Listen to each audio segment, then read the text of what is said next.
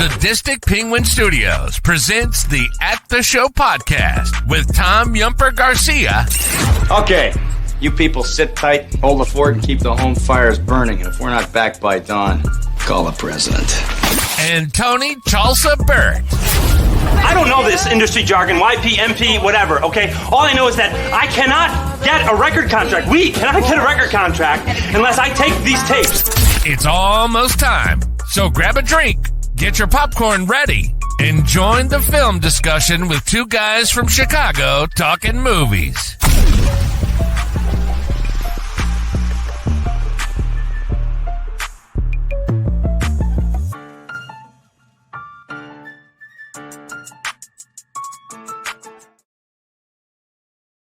Hello, and welcome to another episode of the At the Show podcast, presented to you by Sadistic Penguin Studios. I'm one of your co-hosts, Tom Yumper Garcia, and I'm with my other co-host, Tony the Sugar Baggy Bird. How you doing, my man? Doing great. We're here. It's Friday, and we're going to see what's in the box. For sure, my friend. And according to Sam, it might be cookies. Oh, I love cookies. We have an action-packed show for you. With the release of the horror/crime drama Long Legs, we decided to go back to one of our favorite films and look at 1995's Seven. I know you and I are both big fans of David Fincher, and this is, I would say, the movie that kind of put him on the map. Yeah. Yeah, and I'm gonna just jump and say it's my favorite David Fincher. So very excited about this tonight. Yeah, it's he has such good movies. He does. He's got great catalog. I mean, I love. There isn't one I don't like. I think it's just, we'll get to it later. It holds a special place by when I saw it. And again, seeing a director in that early stage of his career come up with something that awesome, it just always surprises me. Yeah, especially coming from like the music world. He was he directed a lot of music videos for artists, but we're getting a little too ahead of ourselves. Better than a Social Network. Ooh. Whoa, Yumper is now right leaning. Wow. I'm sorry, Sam. But yeah, we can get to a little bit more about more of his movies to go into a deep dive in that. But let's go straight into our first segment, my friend, and go into what we have been watching.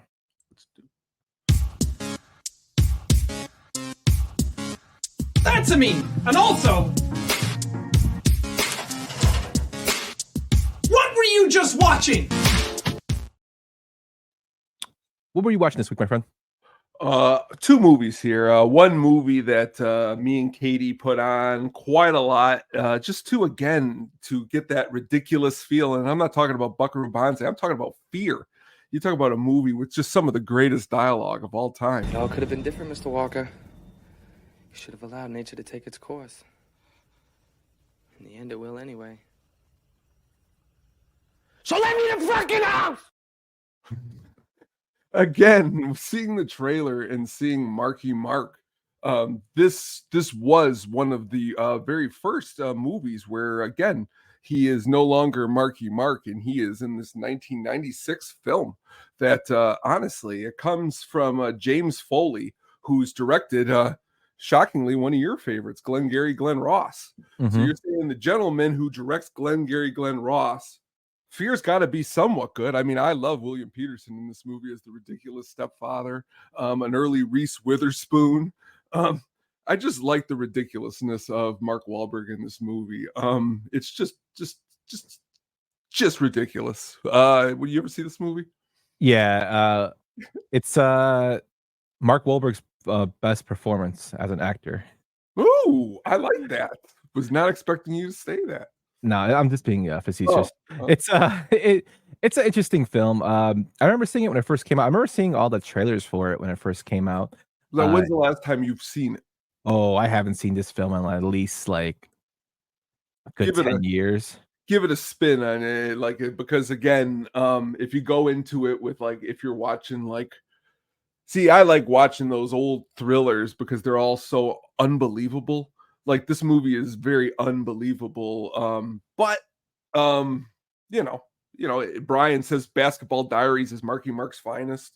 I mean, he's only in that movie about, not even half the movie. So, I mean, again, good performance. Happening, yes, that's a classic role. I would go with Boogie Nights as his best role, would be my favorite. If I had to seriously think of his best role, I liked him a lot in The Departed. That is true. That is very true. He was really good in that movie, but again, not holding the movie. You know what I mean? He's what, third cast, fourth cast down the line. I mean, in Boogie Nights, he is Boogie Nights. In Fear, he is the boyfriend. And I agree with your wife down here saying that Melissa Milano's character was really, really not good in the movie. She gives into his whims. But again, it's for a certain time period, and if you're looking for a certain vibe, just like this next movie that I picked, The Adventures of Buckaroo Banzai. Not sure if you've ever seen this one, Yump, but again, this is 80s pretty much to the T, and it's loaded with just great actors. You can convince her to try. John O'Connor. I'm not worth it, Buckaroo. Forget about me. They'll never break me. Penny, get off the phone. You made me think of this movie last week when you picked RoboCop, because I go through then Peter Weller, who's got some other movies. This movie is just loaded with great actors: Jeff Goldblum, Christopher Lloyd, John Lithgow, Ellen Barkin, just loaded. And honestly, it's really, really out there, and it's really, really, really crazy. And honestly, I have not seen this movie in a long. I mean, when I watched it, I had not really had ever seen it. And especially if you're just looking for something that's different, it's really good. Yeah, I've seen this movie. It's also got Clancy Brown's in this film too, and Dan Hedaya is in this film. Clancy Brown is really great in anything. Yeah, and the great Vincent Schiavelli, I think is how you pronounce his name. Schiavelli, the guy from if you don't know who he is, he's the teacher in Fast Times at Ridgemont High, the one that takes him to the morgue. This movie is out there. It's very, very to me, it's very hilarious. I'm a big sucker for Big Trouble in Little China. And this is like right up my alley with it. It's out there, and I like those films from the 80s. I thought the 80s about probably the best films like that were out there. Well, it lets you really, honestly, they don't really give you that kind of free reign anymore. When you watch this movie and you're like, they got a budget for this? Someone gave them money for this? Because it doesn't seem like, or maybe especially after a movie like Mad Max, which was so awesome, unfortunately didn't make the money. I don't know if this would, if it came out today. You know what? I don't know. I mean, there's probably worse movies that are out there right now that made money. So that's true. Well, making money also doesn't indicate how good a movie is either. Yeah, I think we know that more than anything. But what have you been watching? So the first film I watched is one of my go-tos when I'm working or doing some stuff is Street Kings. It's kind of a film that doesn't get talked a lot about with Keanu Reeves. He plays a kind of like alcoholic cop who kind of does a lot of things on the shady side for his police department detective, taking out criminals. He just kills them. And it actually has a appearance by Chris Evans in a more serious role. They're going with dirty cops, and great Forrest Whitaker's in this film. Really a lot of action. I like Keanu Reeves when he's doing serious stuff, and he kind of does the serious in here. And it's also got some a little bit of comedy in there for like their interactions between him and Chris Evans. So have you seen this one? Oh, I love this movie. I could run a double feature with this and that Pride and Glory with Edward Norton, and I love this movie a lot. I really, really, really, for those out there who like Forrest Whitaker, I mean, honestly, I love his performance in this movie. I love the ending. Tom, and he starts going off. He's like, "Look at me, Tom. It's in the wall." Like just the way he goes off. Tear it down. Together. And he's just like, Keanu's like, "No, I'm just not buying what you're selling." But performance, honestly, who else is great in this movie? Is House, Hugh Laurie. He does a really good job in this movie. I don't know how many, a lot of movies I know with him in it, but again, good movie. It was a great pick when you said you watched this one. Yeah, one of my go-to favorites. And then on Saturday night, I dragged the wife out to go see the new Deadpool and Wolverine film. We watched the 10:30 show, and I was surprising. Like I thought it was going to be funny. I like Deadpool 1 and 2. I really love what Ryan Reynolds has done with the character. Um, yeah, I had to explain some of the funny parts to my wife because, she didn't understand some of them, but when I explained them to her, she got them. Because she's not, like, a big of a movie or comic book nerd as I am, but I really enjoyed it. I thought it was pretty hilarious. I thought Ryan Reynolds did an awesome job with the Deadpool character in this three-part trilogy. I look forward to seeing what he's going to do going forward. He wrote this film. I love the fact that Hugh Jackman actually came out of retirement of the Wolverine character for the film, and it was actually his idea to come out. Like, I know Ryan Reynolds has said publicly he wanted to work with him, but Hugh Jackman just called him up out of the blue and said he wants to do it. And they built a storyline around basically getting the character to come out alive. You know, Logan was such a great movie. They gave homage to that film, and they brought a lot of good cameos in it. I don't want to spoil it for anybody, so I highly recommend you go see it. I really enjoyed it. My buddy wants to go see it again, so Tone, I'm probably gonna have you come with us for that one because I know you want to see it. Yeah. But yeah, I highly like, and I will definitely buy it when it comes on DVD because I enjoyed it that much. I'm curious to see what it's all about. Again, as stated last week, Marvel isn't my first go-to to the movies, but when somebody like you who likes great movies, or some of the awesome people in the comments say that it's a good movie, I'm definitely going to check it out. And honestly, I've liked Hugh ever since I've seen Swordfish in the movie theater. So like, I'll see Hugh and I'll see him in anything. I mean, really, I'll watch him in, well, not everything. I think I skipped Les Miserables. But that being said, but he did have this one that was at HBO. It was called Bad Education, where he played a principal. It was really good. He's a great actor, so he's very versatile. Even though you don't like Les Miserables, he does The Greatest Showman.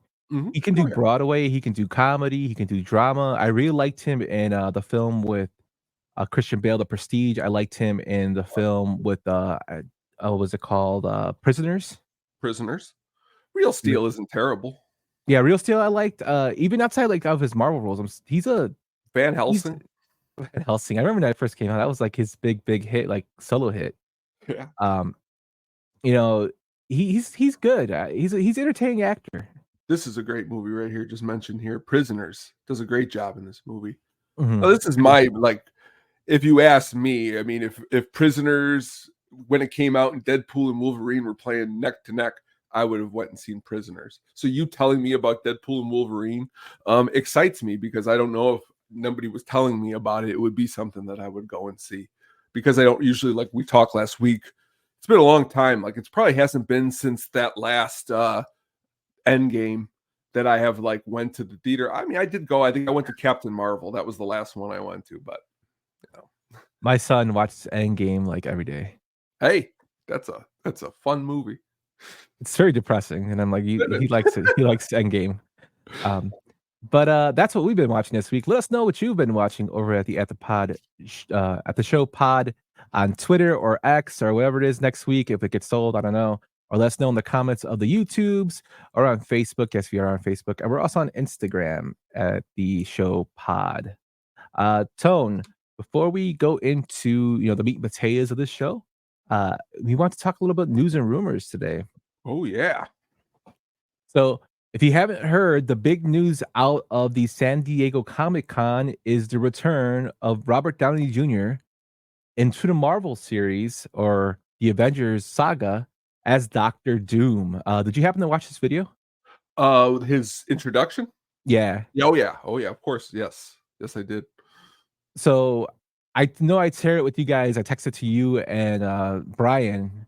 I actually got the news while I was watching Deadpool and Wolverine. It blew up there, and I watched the video, and I thought it was a pretty cool, reveal of him as Dr. Doom. And it's just hilarious that this got revealed when you were mentioning it in our superhero episode last week.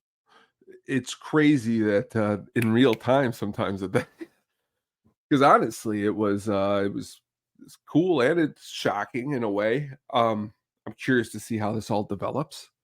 They haven't given any kind of stone cold on what the rumors are. I did think I read something today where he's supposed to be the main the main Doom, like this isn't a variant. That's what I'm hoping for. I'm hoping this doesn't turn into he's actually Tony Stark. But I don't know. I don't really know how I feel. Yeah, Comic Punk guy CPG has wrote a good little article on it in our Sadistic Pigment Studios website. Check it out. He has a little more in-depth knowledge of comics. I mean, hence the name Comic Punk guy. But I've seen other stories that saying that he is going to be basically a variant. Like Sam just said, he can be the main Doom. There's other ones that saying that Victor Von Doom switched bodies with him to take over his wealth.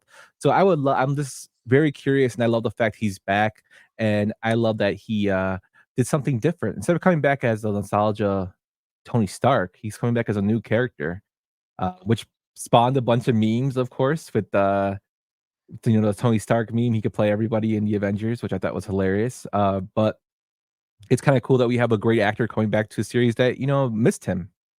That's very true. My question into play, the unfortunate devil's advocate here. What would have come of this if Jonathan Majors didn't run into his problems in Kang's Dynasty, which was supposed to be what the name of the Avengers movie? I mean, are we still looking at Robert Downey Jr. or was Robert Downey Jr. like a pivot from that? So that was my second point I was going to get to. There's been a lot of controversy going around, a lot of discussion with the fact that Robert Downey Jr. and Urza Miller still have jobs, and Jonathan Majors doesn't. People think it's unfair. Personally, and this is my opinion, you have to remember that Robert Downey Jr.'s issues were way before Marvel.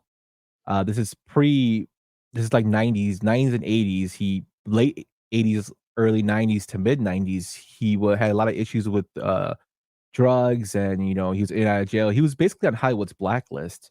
Ally McBeal, I think, was his last big thing before he got locked up, and then he started doing small things after that. When he was going to do Iron Man, there was a big pushback against him doing it. Nobody wanted him to do it. They thought it was going to bomb, and he worked his way up. He got clean and sober, and he eventually won an Oscar. And he's making $100 million for these two pictures. So I think that he deserves to be in this. His issues started before the Marvel series was acquired by Disney. He resurrected his career. It seems to be doing well, and nothing's come out bad about him since like the 90s. And in terms of Urza Miller, I think he should be fired. I've been telling you that for since the allegations of him came out. He shouldn't have a job, and we don't know if he still has one because James Gunn hasn't said it. Definitely that he has one. But in terms of Jonathan Majors, he was. It's more of like the story. Like, was this story in the can waiting or was this a replacement because of Jonathan Majors doing whatever stupid I don't stuff? think it was a replacement. I think Kane was going to be the main focus, and Downey Jr. really came back in some possible way because they've been talking about it for years. But in terms of Jonathan Majors not being a cast and people are thinking it's unfair, he got caught doing he got in trouble while in the process of being with Disney, and Disney fired him. That's just going to happen.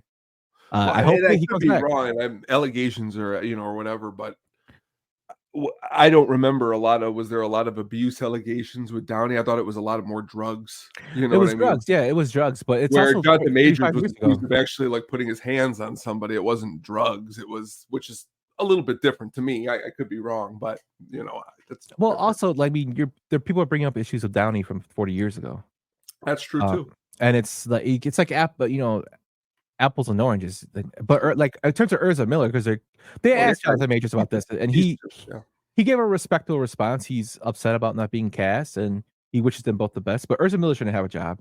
But Jonathan Majors, hopefully this puts him on the right path to recovery, and then eventually he works his way back. You never know. Redemption can happen. That is true. But he just lost his job because it happened while he was in contract with Disney, and they let him go. It's not like this is something that happened before and then he came back. No, it would happen when you're in. It's like any job's gonna let you go. I'm sorry, that's just what happens. Is it fair? Yeah, it kind of is fair because he messed up while he was doing it. I just don't get the public outcry. That's just my opinion, my rant on it. We get, some people might say, and they have, well, who's running the ship over there? Isn't it Downey Jr.'s wife?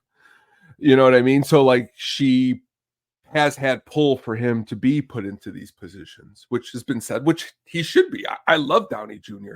I loved when they made, like, a lot of people were complaining when they made this announcement with him. Just watch it. Let's see the movie first. We talked about that last week. Let's see the movie. Let's see how he does Doctor Doom, and then we judge it from there, just like X-Men and Deadpool. See it first, and judge it.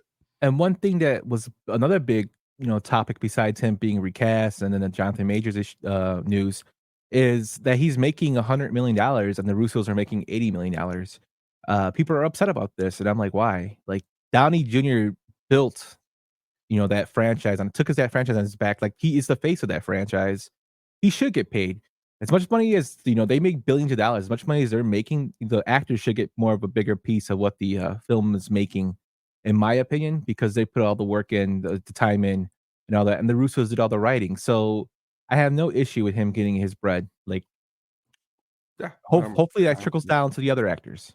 Yeah, I mean, I have Downey Jr. again for this. He also just won an Oscar again. But I hate to bring this up because it's a fair point. When Terrence Howard won an Oscar, they gave him Iron Man and they gave him a bigger contract than Downey Jr. And we brought it up last week, and I love Don Cheadle more than I like. So I think it's better that he came in. But when push came to shove the next time and Downey was going to get more than him, which was fair. But again, this is just the way things roll sometimes too. Yeah, but Terrence Howard didn't win an Oscar. For Crash, he didn't win an Oscar for Crash. The film won an Oscar, but he didn't. But he didn't win an Oscar. Oh, I mean, but like the movie was, I mean, his performance was the main focus. He got, when Iron Man came out, he got the most money out of anybody because of the performance in Crash. Downey Jr. at that point should have gotten more money because of his career, but because of the downside of hiring Downey, he didn't get more money. But then the movie blows up, and of course, but it's also, with terms of the Terrence Howard thing, it's the issues he had with Jon Favreau. Right. So I think that kind of messed. Not saying it's a good excuse, but that kind of, like, if you're not gelling with the director, then it's, Well, the first thing, and that might have came out later, but the first thing is that when they came to that second movie, as you stated last week, his screen time was cut and his money was cut. And then that was the problem with Favreau, was that, why are you cutting my screen time and why are you cutting my money? But again, because then what's his name? Don Cheadle comes in and his role isn't really huge. Don Cheadle's a good working man. I think Terrence Howard thought a little bit too highly of himself and overplayed his hand. That's me personally. I would have much rather got paid whatever I got paid than do Empire, but that's just me. I liked Terrence Howard. I met him a couple times. He's a nice guy. Is he? But yeah, he's I a very like him nice in guy. movies. I think he's great in Dead Presidents. I'm just saying, compared to Don Cheadle. Well, if you met Don Cheadle, you'd probably like him more. I would love Don Cheadle. I'm just saying, I know, like, if people say Terrence Howard's a kind of a mean guy, he's actually, well, he was very nice to me and my coworkers. That's what it is. I think you told that story before, which was an awesome story. And again, that's what just shows you, again, some people say people are jerks, and you meet them, you know what I mean? So that's awesome. Yeah. But I know we kind of rambled on. I rambled on for this one because I was kind of annoyed. Very good. That is our news and rumors segment this week. So looking forward to Mr. Downey Jr. and his new role of Doctor Doom. I actually mentioned it to my son today, so he's a little excited to see what's going to happen. I believe the Avengers, it comes out in 2025. I think they're going for this one. Not mistaken, 2025 or 2026. No. But I'm looking forward to it. I'm not, and I'll say just something very controversial right here, and I have no problem. Back when it came on HBO, that last Fantastic Four played a lot, and I watched it a lot, and I found some good things in it. But that's just me. That's just know, it's funny. It's funny you mentioned that because this is up Sam Reeves' alley. I was watching the Bulls game a few years ago, and Michael B. Jordan was at the Bulls game. Ooh, and Stacey King, the Bulls color man and former Bulls player, was like talking about him. He's like, "Oh, that's Michael B. Jordan. He was in one of the greatest movies I've seen and one of the worst movies I've ever seen." He's like, "I saw Creed and I loved it. It's like one of the greatest movies I've ever seen." And then he was in Fantastic Four, and that was like one of the worst movies I've ever seen in my life. So that's every time I think of that Fantastic Four, I think of Stacey King's comment there. Nice. But yeah, I'll check that one back out. They did get there is a homage to that film a little bit in the Deadpool and Wolverine. Well, there's just and I will sit and I will actually go on a stage of 400 people, and if I could get a lot of different footage, I'm just not seeing a lot of difference between that and like the first Thor or some of the stuff in some of the movies. Like there just isn't just so far apart. But that's what happens sometimes with the internet. Well, The our internet last picked up. our last guest last week, Cotton, he hated the first Thor. That's it. Well, that's it. But then again, look, I mean, I'm not going to spoil anything, or maybe I will. They brought back one of the characters in the new Deadpool and Wolverine. You know what I Yeah. mean? From the ones then those really, honestly, those suck too. I mean, those suck. Just never mind. Hey Let me man, move you Michael forward. Chiklis, bro. Michael Chiklis. I do like Michael Chiklis. All right. But that's our news and rumors. Moving on, my friend. We just wanted to mention fellow Penguin, Marge. This Penguin Marge has a walk for PKD Foundation. That's the Polycystic Kidney Disease Foundation. She does a walk every year, and I believe she's going to be doing it next month in September. Information can be found on her Twitter account at Marge Raguso, or MARJRAGUSO. If you can donate to help her out, that would be great. I'm going to drop the link in the chat as well. She does a walk every year. Marge actually has this disease as well, and I know people in her family have it. So she does a walk for it to raise money and awareness for it, and it's a really, really good cause. I will be donating soon to it, and we'll be pumping it out for each show until she does her walk, to get some recognition and hopefully some donations her way. Check it out. Really, really good cause. Marge does this every year, and it's like I know I always tell her, like, let me know when she's about to do it so we can pump it in the show. Definitely. Really quick here before we go into 7. Saw this movie recently, and this movie definitely gave me what I would deem to be very big 7 vibes. You could have made nice with me, but you didn't. Just honestly, these are my favorite type of movies. If you ask me what are my favorite type of movies, they like border the line of thriller and horror and just really crazy. And honestly, putting all of my chips on the table to see these movies, and I do that, and then a lot of times walk out disappointed. I didn't walk out disappointed from this movie, and honestly, it's just broken the records for Neon. The most money made by a rated R movie. Just really cool. Yeah, so I've heard actually both sides of the argument in terms of long legs. I've heard people who really loved it, like me, and then I heard people who really did not like it, that I know, and they give really, really good valid points. I think one of the what are the I'm curious because this might be where I get a little heated. I would like to hear some of these valid points. One of them I noticed was that they said it was just, it seems like they were just trying, instead of paying homage to Silence of the Lambs, they were trying to reenact like a more I'm sorry. There's nothing what's Silence of the Lambs about this actually movie? There is a lot of Silence of the Lambs homage in this film. Well, I mean, like when you watch the movie, FBI character? Yeah, of just the main a female. character. What? No, First of all, Jodie Foster didn't suffer from whatever this girl in this movie was suffering. Well, they're doing a paranormal thing on it. There was no paranormal. I mean, honestly, Silence of the Lambs wasn't as much paranormal as this movie. Well, was. that's what I'm saying. That there's a lot of Silence of the Lambs reference in this film that they didn't like. They also didn't thought Nicolas Cage's performance wasn't that great. It was over the top, which, I mean, looking at it, it is. But I think a lot of people went into this movie and thinking it was a horror movie, a straight up horror movie, and it's not a straight up horror movie. So when you're going in there thinking that Nicolas Cage is going to be walking around like a straight up horror character, when the reality is he's playing more like a Silence of the Lambs, and I guarantee most people who like straight up horror, they don't put Silence of the Lambs as one of their favorite horror movies or even consider it horror. So like, or 7, or these type of movies. That's just my point. I've never gotten heated on the show. I just love to this point. Go ahead. No, I'm telling you this arguments I've read.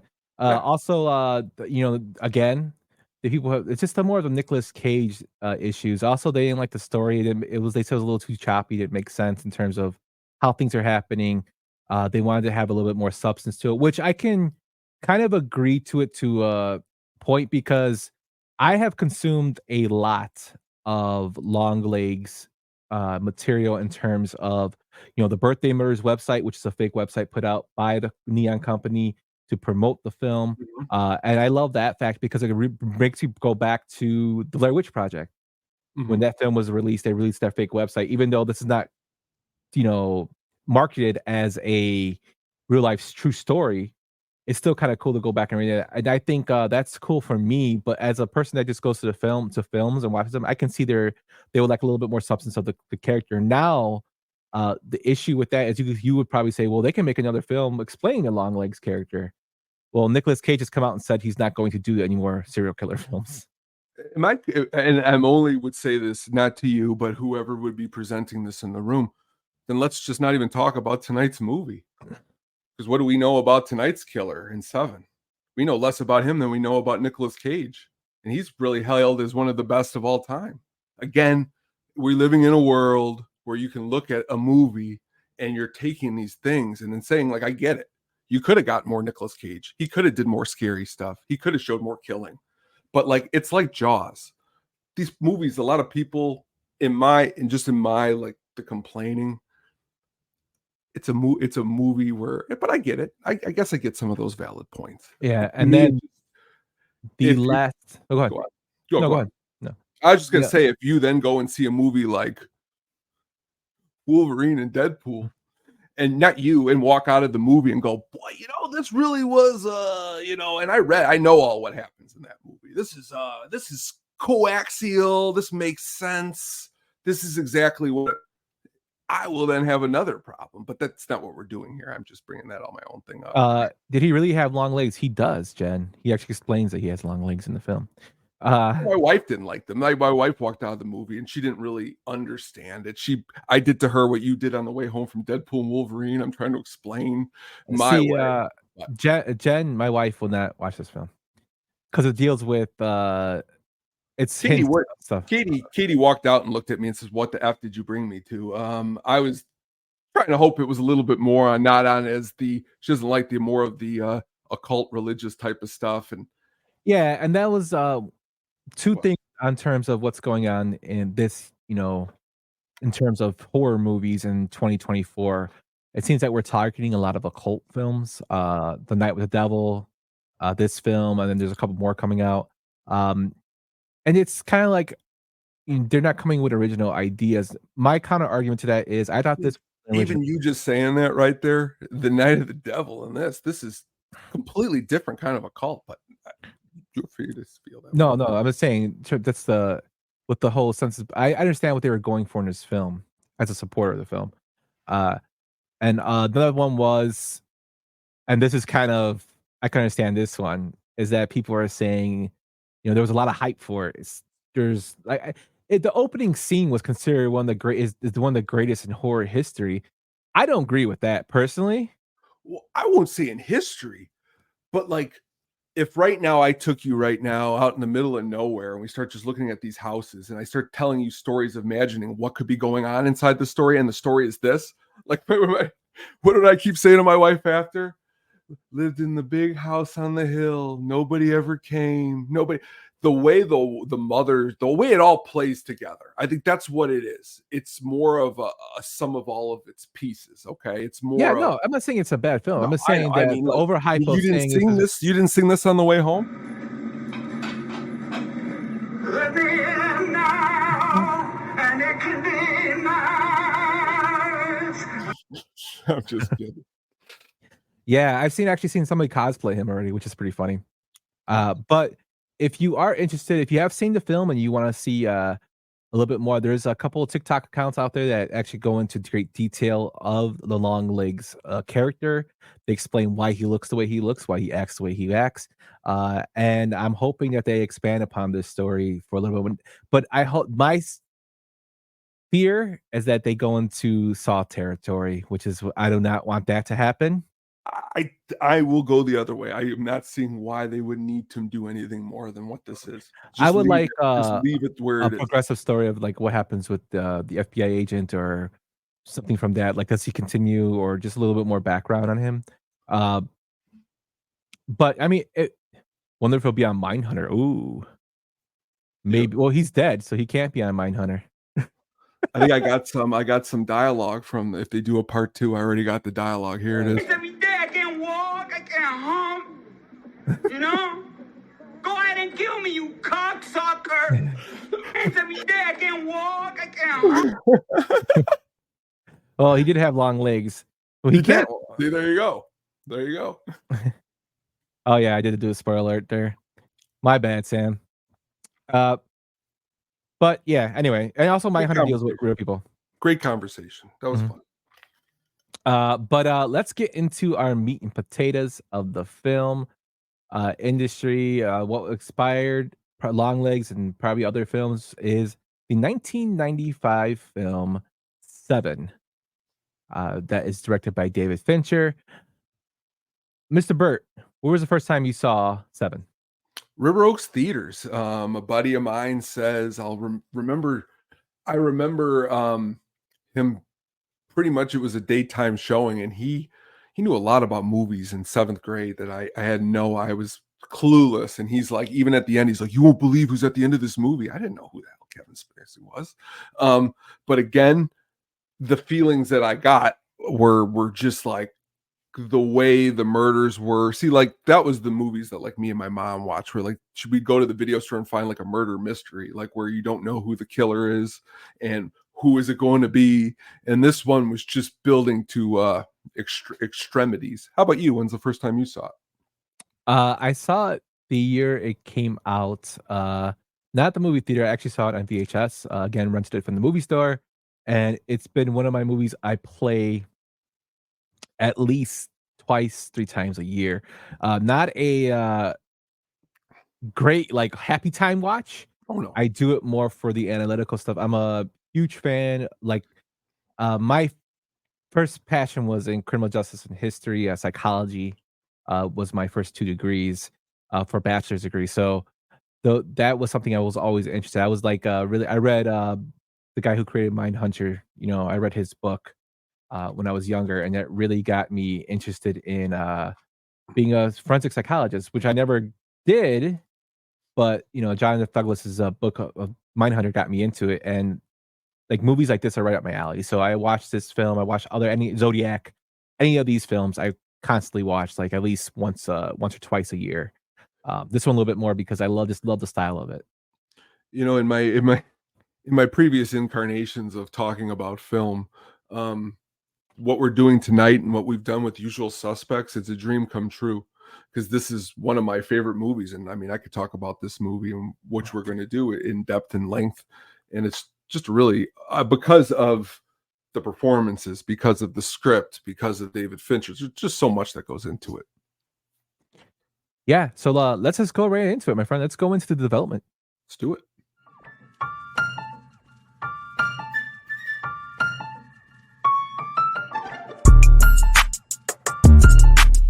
In my thoughts, I use the technique of positive visualization.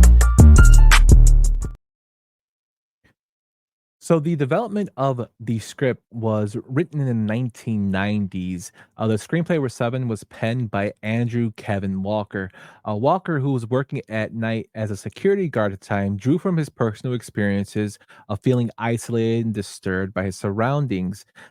He initially titled the film Seven, and it was inspired with his fascination of the darker aspects of the human nature.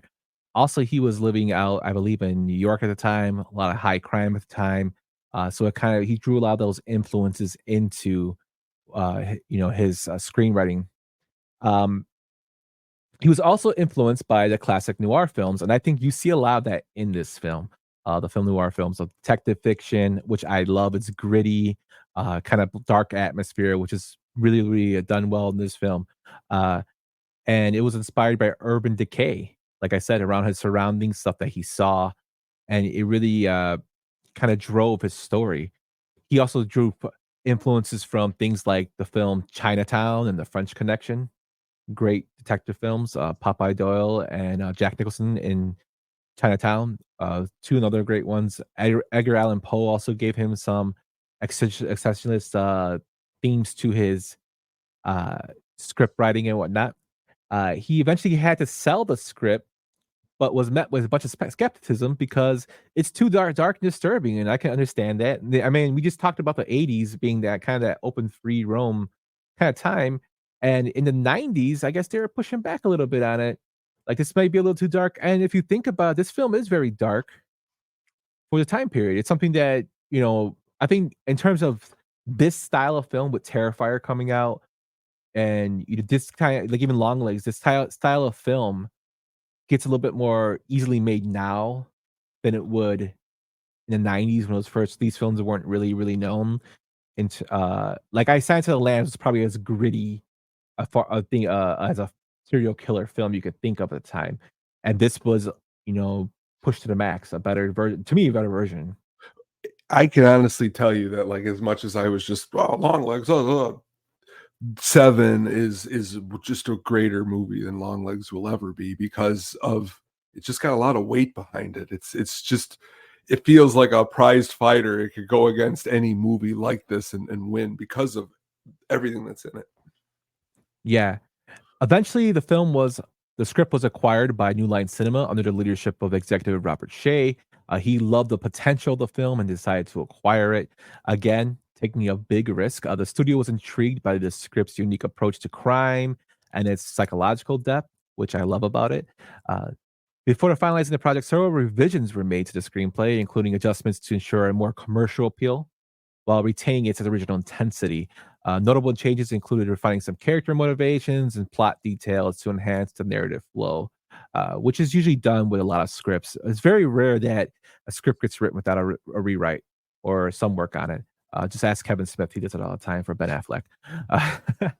In terms of finding a director, David Fincher, of course, is known for directing this film.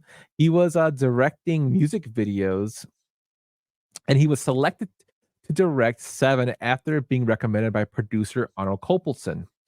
Fincher's dark and visual striking style was seen as a perfect match for the film's tone and thematic depth. However, there were other directors that were actually considered for this film. One, the great Ridley Scott, was considered for directing. Scott was intrigued, but he ultimately chose to focus on other projects.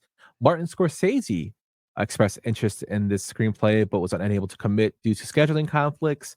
Michael Mann, for all those who love Heat, was considered, given his experience with crime and dramas. However, he declined to do the project, opting instead to do Heat. So he did Heat instead of this film, which is a good choice by him because Heat is awesome as well.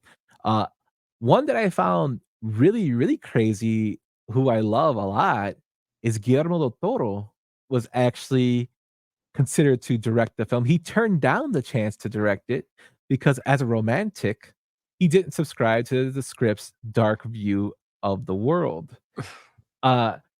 Thinking of directors, I wonder how Alex Porras would have been for this film. He directed The Crow and Dark City. I wonder how he would get, because he's really good in taking atmosphere. How he could have done for this, but it's crazy that those 4 directors turned this one down. It is. I mean, all of them are, as you said, heavyweight directors. And David Fincher, coming up to this point, what he had done before this wasn't, I don't know. We'll have to have our own conversation on Alien 3 one day. But again, I don't know if Alien 3 was like, okay, we're going to give this guy 7. I think it came a little bit later too. Yeah. And so it was like, it's his big, time. It's his big shot. He did Alien 3, but this is like his mainstream vision. And like we said, he did a lot of music videos for artists in the past. But Fincher's distinctive vision and commitment to the material made him the ideal choice for this project, which congratulations to Fincher, and, great choice by the studio hiring him. In terms of the main roles and casting decisions, we have the role of Detective Somerset was originally offered to Gene Hackman, who was interested but declined due to scheduling conflicts with other commitments. Now you have to remember Gene Hackman was just getting over playing villains. He did not want to do villains. He turned down the role of actually Hannibal Lecter for Silence of the Lambs. He had to be convinced to be the villain in Unforgiven, which is one of my favorite movies, if not my favorite movie. So this is in 1995. He decided to kind of turn away from this one. He was interested, but decided not to do it. One of your boys, man, Al Pacino, was attached to play the role, Hooah! but he declined. Um, Another person that was considered for the role was Harrison Ford. Ooh. Ultimately, Morgan Freeman was cast for his ability to bring gravitas and depth to the role of the seasoned detective nearing retirement. Morgan Freeman has the greatest voice, I think, in the history of movies, in my opinion. Calming. I love his narration. Shawshank is, you know, a masterclass in film. His narration to go along with, just based off a short story, which I think is so awesome that it's one of the best films ever made, in my opinion. Uh, and I love that he's in this film. I can't see anybody else playing this role of Somerset than Morgan Freeman. I think he does a great job, and his chemistry with the person I'm going to talk with next is very, very good. What about you? He's you can't replace him. But I mean, when you just said all those people, I mean, I could see Hackman. He could pull it off. But other than that, I mean, I don't even want to think about that because Morgan Freeman's performance is so legendary and great. You can't replace him. And as you stated, there's scenes that we'll get to later that his voice, if it's not there, I don't think that Hackman could have pulled off. So we'll talk about that later. And I love Sam. Oh God, Pacino would have been awful in this. You know, John Doe. For the role of Detective Mills, could have played the Spacey part, maybe. No, I'm just kidding. Maybe. Detective Mills. Tom Cruise was initially considered for the role of Detective Mills, but declined due to concerns over the film's dark subject matter. Again, like I said, this is something that wasn't really explored at the time, were these kind of subjects. Denzel Washington turned down the role of Mills. He's stating to Entertainment Weekly that the film was just too dark and evil. He later would go on to say he regretted turning it down upon screening it. Sylvester Stallone turned down the role of Mills. He told Ain't It Cool News that it was a mistake. Brad Pitt was cast after a series of auditions, praised for his intense and dynamic performance that balanced vulnerability and strength. And I also read that Pitt had gone and saw something that Fincher had done. I believe it was Lock, Cock, the Barrows that he saw. And he asked Fincher if he could be in his next film. So Fincher always had him in mind. What do you think about those people who turned down the role of Detective Mills? There's no one else who could. But honestly, Denzel could have did the role. I think he could have played the role really well. But again, Brad Pitt does the role. I don't want to rethink any of these other people, but maybe tonight when I'm laying down, I'll imagine Denzel and Gene Hackman playing both of these roles. Yeah. You know what? I really would. It would have been interesting to see Denzel and Morgan Freeman. Oh yeah, definitely would have been very kind of cool. I think. Don't get me wrong, Brad Pitt's awesome in it. I just think it would have been kind of cool to see them two in the film. But I'm happy. Mills was cast as Brad Pitt. In terms of, Tracy Mills, played by Gwyneth Paltrow. Julia Roberts was actually the leading candidate for the role of Tracy Mills. However, she turned down the role, citing desires to focus on lighter projects at the time. I guess Runaway Bride or whatever the hell she was doing was more lighter than this. Should have took this role. Yeah, Gwyneth Paltrow was cast, bringing a pungent and compelling portrayal of the Mills' wife, which added emotional weight to the film. Brad Pitt has gone on record saying that she was the only light in this film. Everything is so dark, but Gwyneth Paltrow was the only light. For the role of John Doe, John C. Reilly was considered for the role of John Doe, but was deemed unsuitable for its part's psychological complexity, which I thought was pretty hilarious. Val Kilmer turned down the role of John Doe. Also, I don't have it in my notes, but I read it earlier, and I wanted to mention this. Ned Beatty, who is, you might remember from Back to School as Dean Martin. Deliverance, he squealed like a pig. Yes, Deliverance, he squealed like a pig. He's also in Roseanne as sure is Dan's father. Yeah, John Jungerman's dad. He was considered for the role of John Doe because he looked like him when they did the sketches of John Doe. And they're like, "Oh, let's do Ned Beatty." He turned it down. But Kevin Spacey was chosen for his ability to convey the chilling and enigmatic nature of the film's antagonist, delivering a memorable and haunting performance. Who would have known that Kevin Spacey was a bad guy? Can be a bad guy. But I did like a quote that Fincher told Spacey. he said, "This film's gonna be great, not because of you, but you're gonna feel it's the one of the greatest films you've ever been a part of."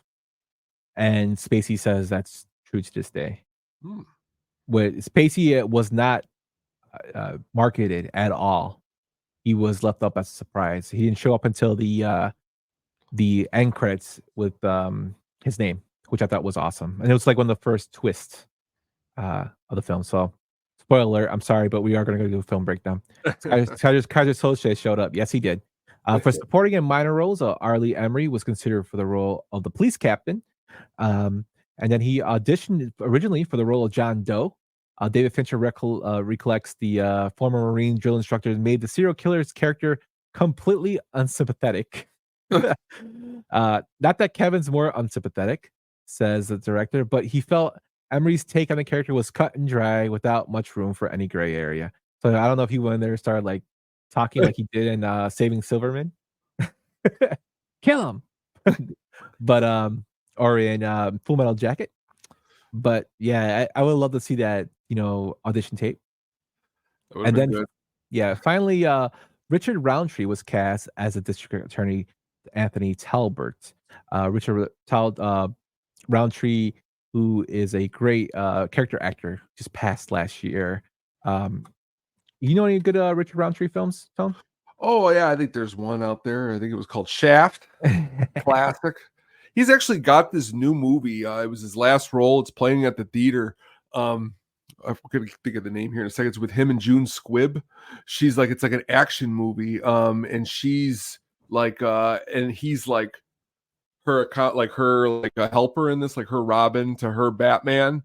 And they like try to like get these gangsters and like get their money back. And Thelma, yeah. it's called. And honestly, the trailers look ridiculously hilarious because they're like on this little scooter and they're like trying to get away.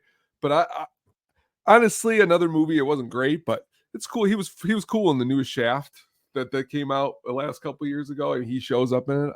I'm a big Richard Roundtree fan, so it's cool he's in this movie. Yeah, definitely.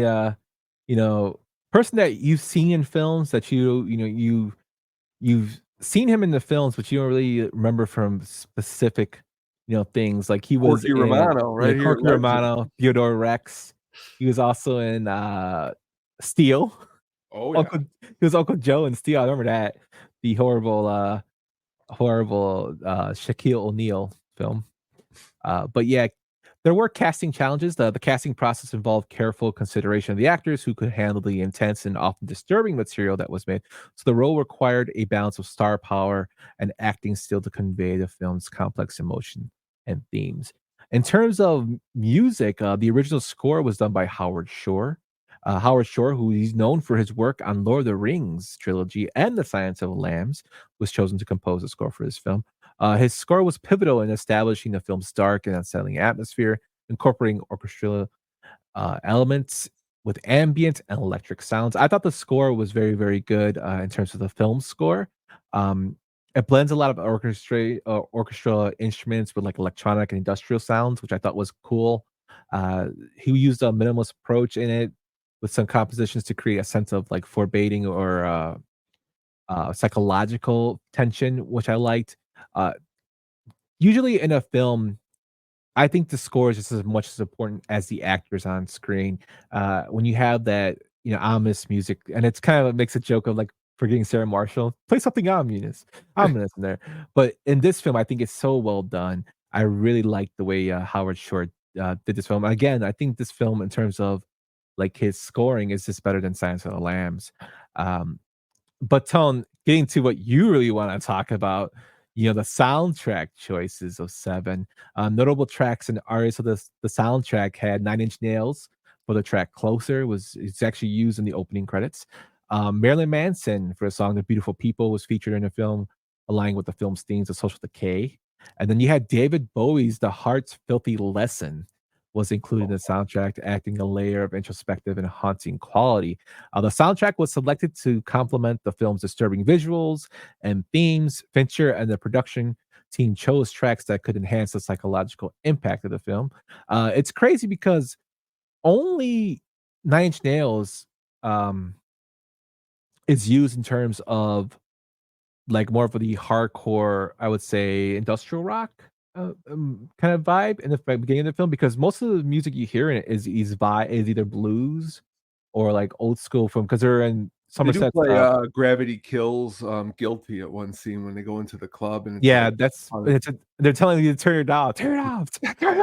Yeah. But in terms of like music, like yeah, I know, yeah. you don't really. It's like that's like the main Soundtrack's focus. actually got a really diverse soundtrack. Taking a look at it, I mean, you have very diverse. You know, it starts off with the Statler brothers, who does Flowers on the Wall on the Pulp Fiction soundtrack, all the way to, you know, Love Plus One by Haircut 100. Just a lot of different stuff on the soundtrack. But if I specifically remember which are both of those songs at the beginning and at the end, because honestly, it's a really cool bookend to the movie, I think.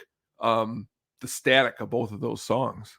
But you're right, the movie has a lot more blues, and it's not like an industrial soundtrack by any means. Yeah. So that is our development of how the film was made. We went into a little deep into the soundtrack. We went a little bit into how the actors were cast, how the director was chosen, like we always do, and how the film came to be in terms of story, my friend. Any final thoughts on the development, Tone? No. It's always cool to go through and see some of these actors that were in this. Thank the Lord Tom Cruise wasn't, or Al Pacino. So thank you. Thank you, you two. And I love you guys in other movies, just not this one. Yes, sir. Let's go into our film breakdown, my friend. Let's do it. See the arc? He starts down here. He ends up here. Where's my arc, Paulie? What fascinated you most about it? Was it the character, the ensemble of people involved? Well, there was all these elements, you know, and it was, I did like the character. I wanted to get something more human, more flawed, more realistic. Morgan, definitely. Brad Pitt, young Brad Pitt, swoon. The opening of the film begins with Somerset actually getting ready to go to a crime scene. Morgan Freeman's character gets stressed. I think he takes a shower, gets dressed, and he, kind of goes out to the crime scene. And as we look through the city as he's going, it's raining.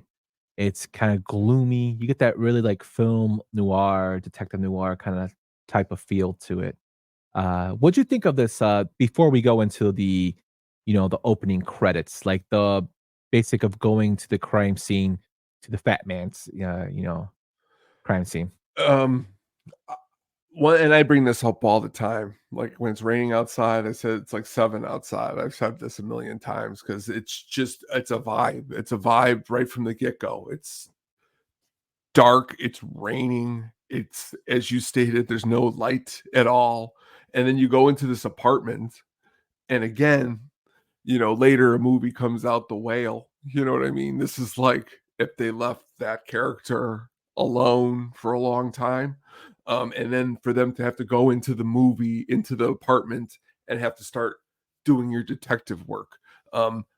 Empathetically, I can't think of anything that would be tougher to do your job, but right off the bat there, you're getting the vibes of what's to come.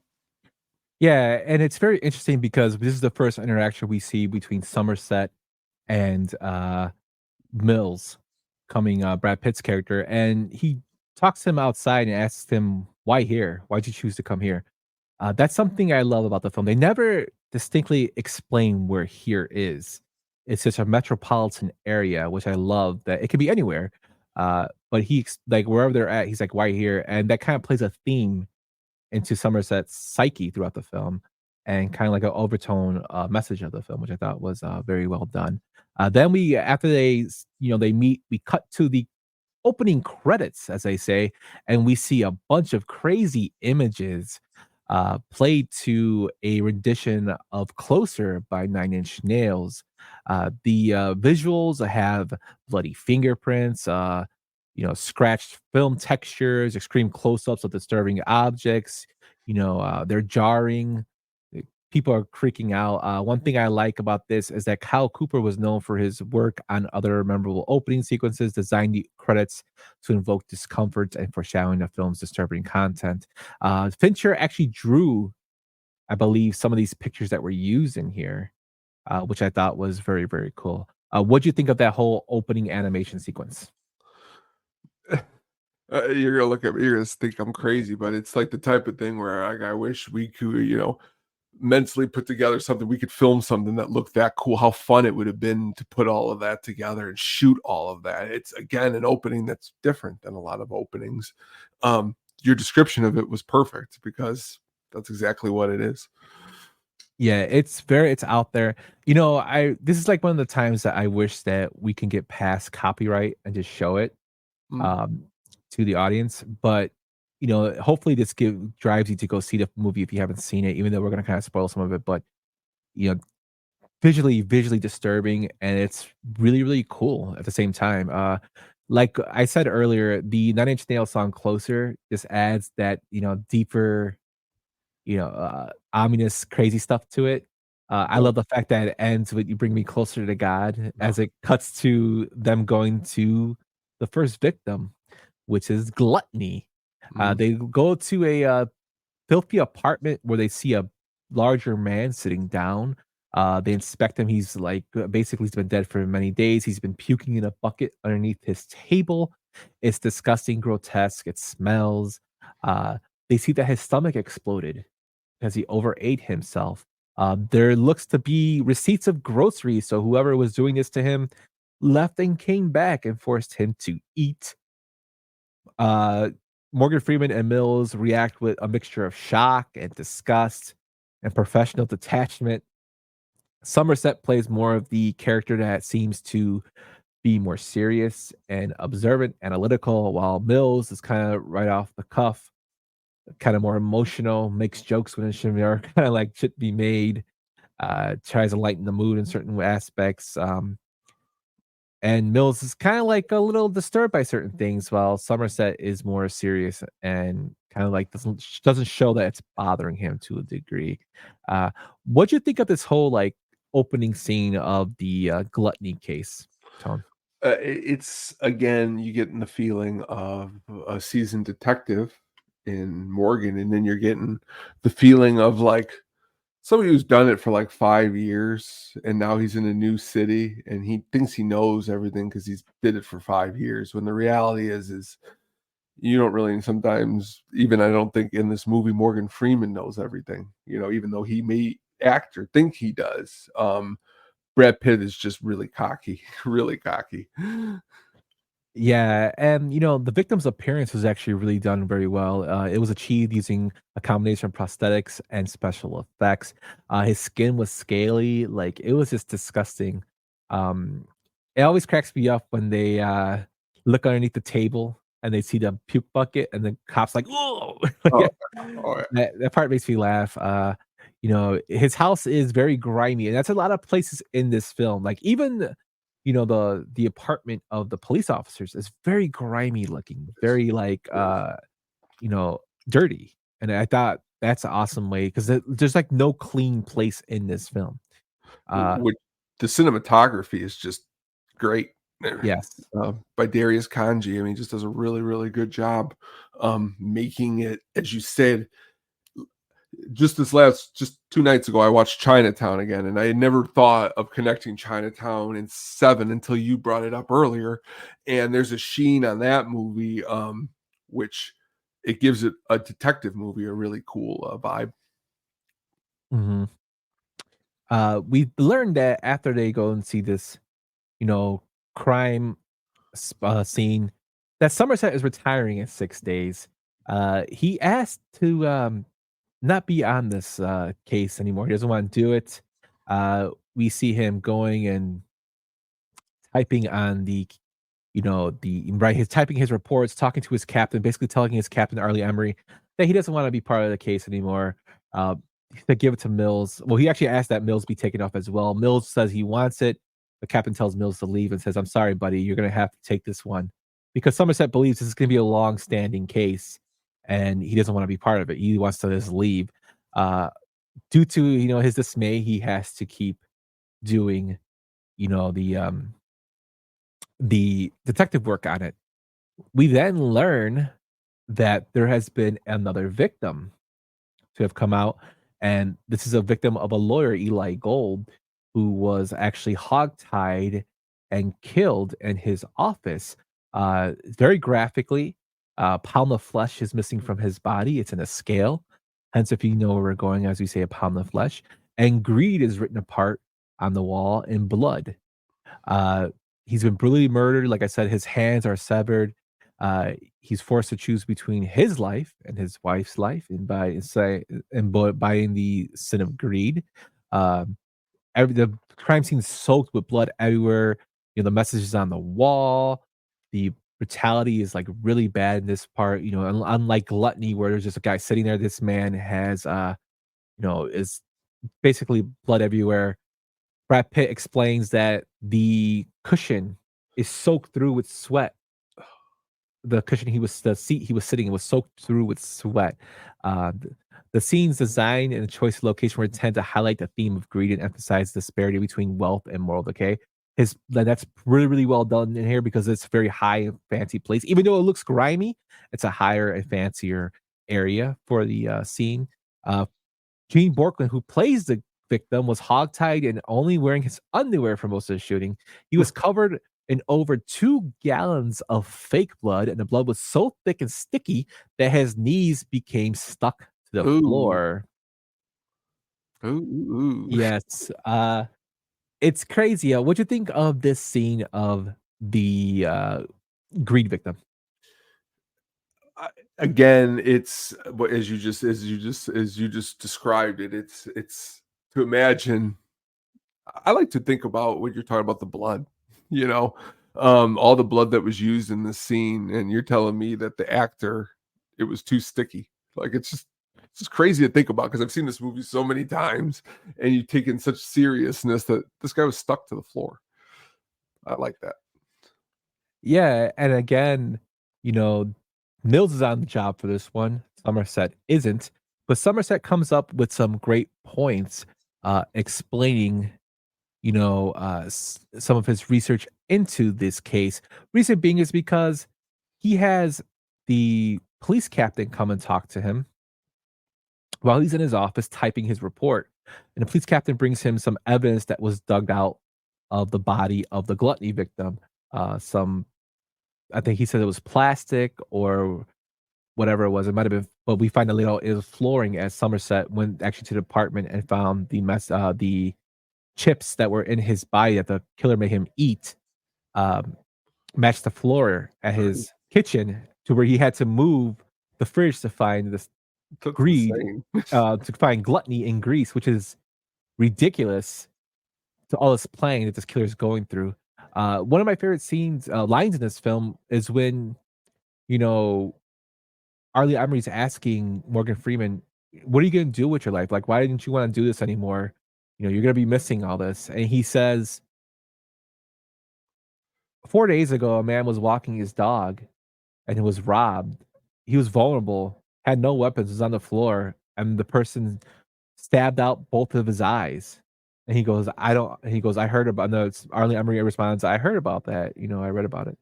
And he goes, "I don't understand this world anymore," which is showing his distaste and like his misunderstanding for the world. But after going to the first victim's place and finding that information of greed, and then now gluttony, and now seeing the greed aspect, he comes up with this line. There are 7 deadly sins, Captain. Gluttony, greed, sloth, wrath, pride, lust, and envy. 7. Hold on. That's not even my desk. You can expect 5 more of these. I love that line. It's not even my desk, because he answers the call. I love that little. He also goes and says he does not want to be part of this. This can't be his last case. And he's walking off, and Emery's saying, "Somerset," he's like, "Give it to him. He asked for it." And he points to Brad Pitt's character, and Mills goes, "I'm all over it." which cracks me up. We then see, Mills moving into Somerset's office. Somerset moves over from his work, and they're kind of like sitting there. He answers the phone to his wife. His wife invites Somerset to the house for dinner, just kind of like to get to know his partner, I guess. So that he goes to their house, they have dinner, they make jokes. Uh, when the dinner is over, they kind of are bonding. They're going over the greed victims, case file, and they're going back and forth discussing, you know, what clues can they find, and they're showing both of their analytical, deep thinking thoughts. Somerset, like I said, is more detail oriented. He's more of the intellectual level, while Mills tries to go more of a motive way, thinking the person is psychotic. Uh, they then decide to go see the victim's wife at a safe house due to the point that in the pictures of the scene, her eyes are actually colored in red. They're circled in blood, meaning that she saw something out of place, maybe something that she knows. They go and show her the crime scene photos, and it's pretty tough. Like just watching that part, when she's crying, and they try. The best part is they try to cover up his body with a sticky note on the photos. But I mean, you're asking her to look at photos of her husband being killed, which is ridiculous. She does notice, though. Go ahead, Tom. No, it's tough. It's just like you said, looking at those photos, and all it's over, it's a sticky note. Yeah, she does notice that in one of the photos that the painting in her husband's office is upside down, which makes them go back to the scene of the crime. There, they cut open the back of the photo of the actual painting, and they don't find anything there, to where Mills is like, he's fucking with us. This is us. He goes to a desk and bends over, and he's like, this is us right now. He's fucking us. And, Somerset says, hold on, gets on top of the desk where the picture was hanging, and Dustin finds prints. And they have, the print technicians come out, and they, find prints that eventually hit with a potential suspect, a former client of Eli Gold. What'd you think of that whole, detective thing? Again, great detective work. Again, I mean, Brad Pitt's always in the movie quick to that's his whole thing. He reminds me a lot of how I was described in middle school. You're not paying 100% attention. You think that you know everything, but you're missing one little detail. He's got it all under. At this point, Morgan Freeman is the one who's actually got the wheel. Brad Pitt, he thinks he's got the wheel. He's going down a slippery slope. Definitely. I still crack up over this is us. This is us, as he goes over the desk. It's a hilarious scene. When they get woken up by the police chief to let them know that the police captain to let them know that the fingerprints have hit, they are going to go to an abandoned apartment with the SWAT team to go and arrest this individual who they believe is the killer. For them, this is a very, very crazy scene in the film when, first, the SWAT tells them, "SWAT before dicks," before they break down the door, they bust in. A lot of, cameos are in this film that I realized today when I was rewatching it. John C. McGinley is a SWAT leader. We saw him in Platoon. For those who know who he is off the top of their heads, he's in Scrubs. He's the boss of Zach. What's his name? Zach's character. What's Zach's last name from Scrubs? Now, isn't it Zachary Levi? Is that no? No. Braff. Zach Braff. Zach Braff. Thank you. Yeah, you had me on the first guy. I'm like, what did we get wrong here? Yeah, no, you're right. It's not. Yeah, Zach Braff, his boss character, who's like the smart ass doctor. But he plays a small role, but he's in it. They go into a room. There's a bunch of car air fresheners hanging down everywhere. The scene is very disgusting, and they look and they see a body underneath on a bed, strapped down, missing a hand, with sores all over it. They assume the man is dead. They call the detectives in to come look at it. They, one of the worst parts is that I thought was horrible was the person was a criminal, and John C. McGinley's character goes over him and says, "You got everything you deserved," which is really messed up. And I've heard stories of people being told stuff like this, by police officers, which is really jacked up. And he starts coughing, which scares the shit out of everybody. They find out he is alive. There's a lot of close-ups in this part of the film. One thing I want to mention though was on the way to this crime scene, they actually have a conversation, Somerset and Mills is telling the story of a police officer dying in the line of duty. Basically, they're talking about have they ever drawn their guns and have they ever fired him? And Mills says that he's fired his gun. Somerset, he says he's only drawn his gun 3 times in his career. Mills' story talks about a person that he got hit. When a person he went in was a rookie, the person next to him got hit with a gun shot, and he died on the way to the ambulance. And he remembers distinctly the ambulance ride there and him passing away, but can't remember the man's name. Again, going to the kind of the overtone of the film that there's so much violence that it just kind of gets washed away under a lot of things. You remember the acts, but not the people that it happens to. Sam chimes in here. You met John C. Gigley at GRF. Very nice man. Guarantee rate field. He is a very nice man, huh? Awesome. Very cool. That's awesome.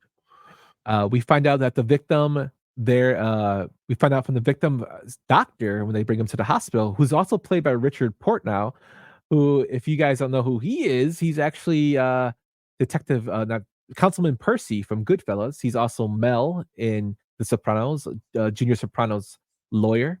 He plays a doctor in this film. He tells him that whoever was keeping this person alive had given him antibiotics to prevent the sores from being infected. He's also probably going to die. His tongue was chewed off months ago. And any form of shock will basically kill him, and his brain is basically mush. What do you think of this whole scene of the sloth? This is what really, when I'm in the movie theater, at the age of 13 or 12, going, what this is it felt real. Okay, it felt real. Like it wasn't like watching Jason or Freddy. I mean, it felt like you were really at the crime scene, and whoever's doing this was, man, insane. And the way that he popped up like that the first time, it stuck with me. Yeah. And the way the sloth looked, the victim, great. We were showing a visual of it. It took 14 hours for the makeup to be done on a sloth. It's a big emotional response to this, and I feel the film's broader, horror like framework of the film. It's very, very hard to look at. Very. That's hard. Real quick there. Yeah, very hard to look at. We then, see Somerset and Mills again talking. Somerset actually tells Mills he would like to stay on the case 6 more days to help him solve it. We find out that the fingerprints were actually from the sloth, and it was made by John Doe. We also find, as Somerset did earlier in the film, he goes to the library. I didn't mention it as a scene, but it's a cool little scene. He goes to the library to do his research for Mills before he decides to start helping him out. And he finds out that the killer actually likes to read a lot of books like Paradise Lost, a lot of religious books by St. Thomas Aquinas. And while they're discussing this case, he's trying to say this guy is, he's extremely bad. He has, all these tendencies and whatnot. And they're discussing this outside the apartment, and a photographer comes by. Excuse me. Hey, what are you doing? Close crime scene. Get the fuck out of here. I got a right to be here. Get out of here. Fucking right to be here. Get out. Fucking jerk. Jeez. Fuck you. I got your picture, man. Oh, yeah? I got your picture. Oh, yeah? Detective Mills. M-I-L-L-S. Fuck off. Fuck you. How did they get here so fucking quick? They pay police for the information, and they pay well. And I love that part when he's like, "I'm sorry, man. I overreact." And he's like, "Oh, that's no problem. I love to see people act out their emotions."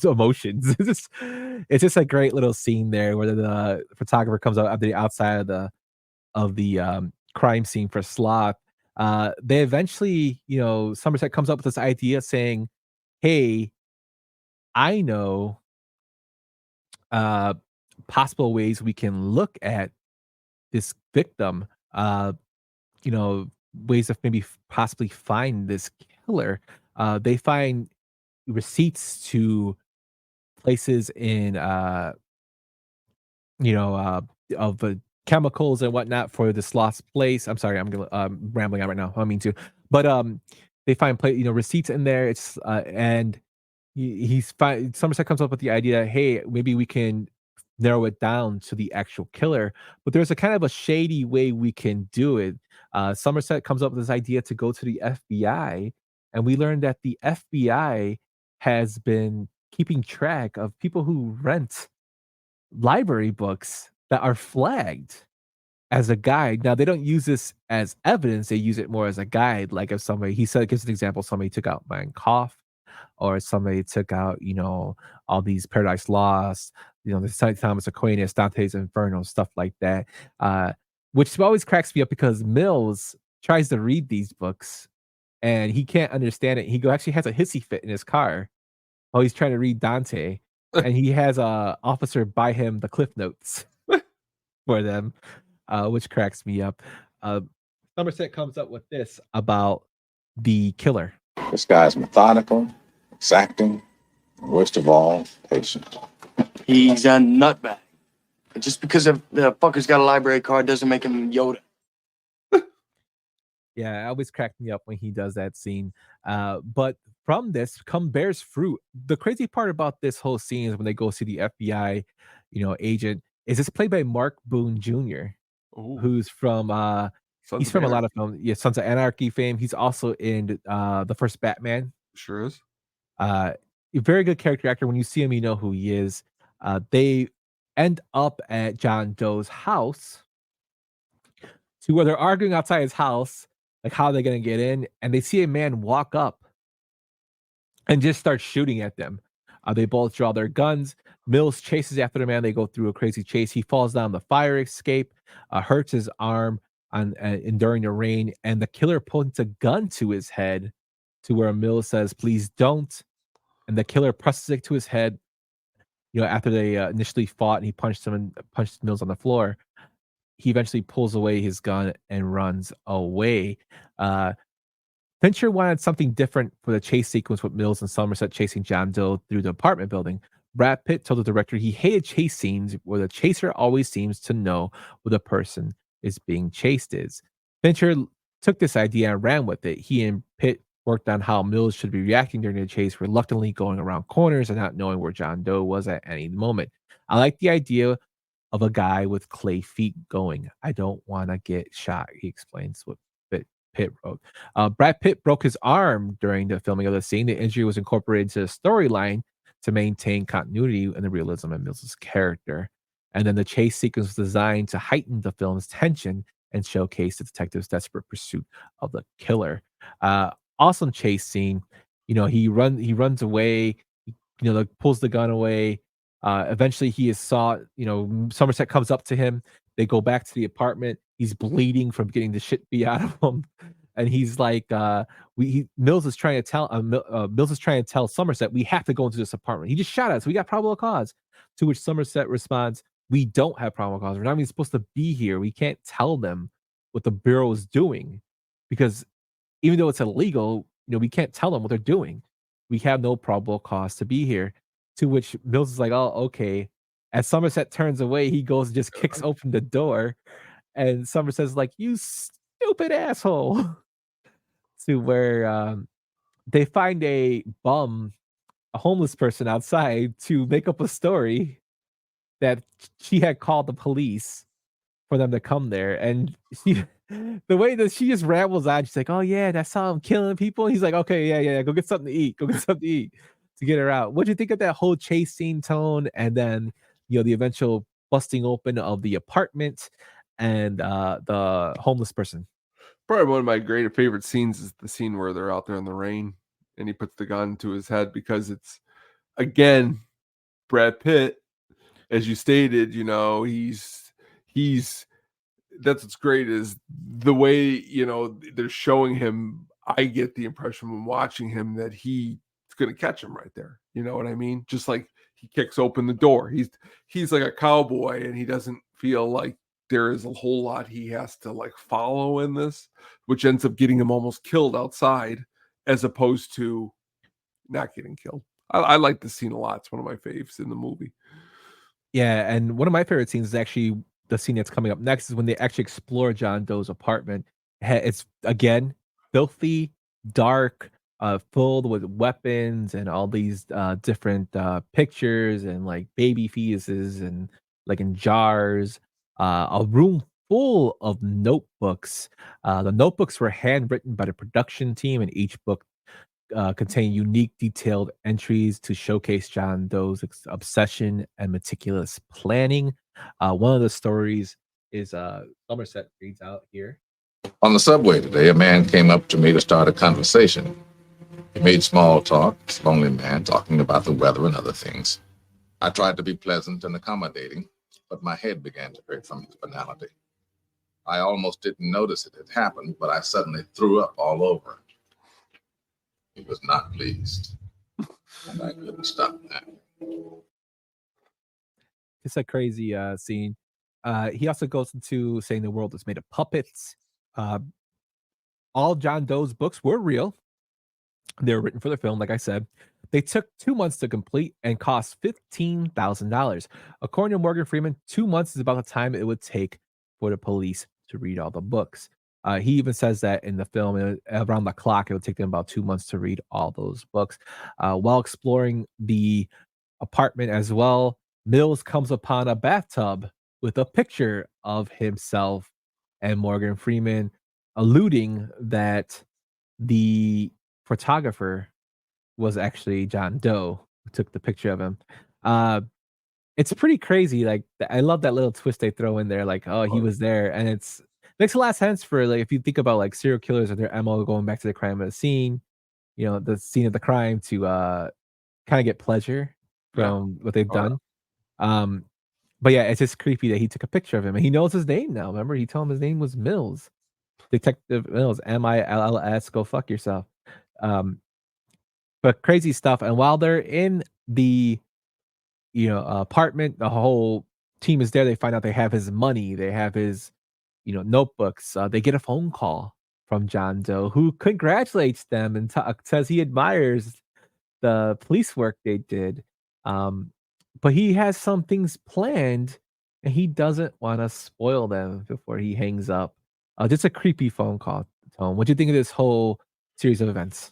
Again, from the notebooks, again, the way I like the way, as you stated, I guess now I don't see Gene Hackman because this is another part. Just Morgan reading that notebook line right like that. Come on, man, that's like perfect. Like the way he reads it, because you hear it in like a crazy way, but like Morgan Freeman's crazy way. It's cool. Yeah, and while they're doing this search at the apartment, they find a receipt to a leather shop, to which they go to the leather shop and they find a device that a man created that they don't mention. And they're like, "You made this for him?" He's like, "I thought he was a stage performer." Then he leaves. He's like, the picture. The guy, it's just a crazy. His name is Wild Bill too, which is kind of funny. I saw his name was Wild Bill, the guy who plays him.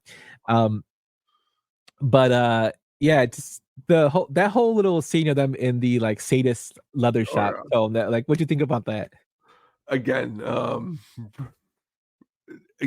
so much going on in this movie in the dark frame. You know what I mean? Being in a sadistic shop. You know what I mean? Crazy. Yeah, and they go. They get another call about a woman who was found. It's actually a woman they saw a picture of in John Doe's apartment. They go into a club where there's music playing, like you said, and they're like, "Turn that shit off! It's so loud." And there's a guy screaming in a room, "Get this off me! Get this off me!" Great Sweating performance by Lee. profusely. Yes, sweating profusely. We find that this woman's dead in bed. Blood is everywhere. It's a crazy scene. They have him in the interrogation room, and they ask him what happened. He said a man held a gun to his head and made him have sex with the prostitute. Oh God! Let me Yeah, search yeah. for- With a basically the device he had a knife on the end, so he basically stabbed her while having sex with her. The character was played by Leland Orser, who would breathe in rapidly in and out so that his body would be overly saturated with oxygen, giving him the ability to hyperventilate. He also did not sleep for days in order to achieve the character's disoriented look.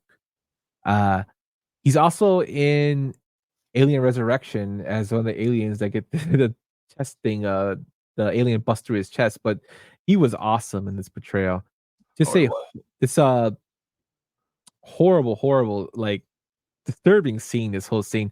Also, appearance by Michael Massey as the owner of the brothel. You might know him from The Crow. Leland Orser also plays Test Tube in Escape from LA, John Carpenter, which is crazy. But go on, I'm sorry. I had to No, totally fine. Michael Massey is in the film too. He does a good job. From The Crow as Fun Boy.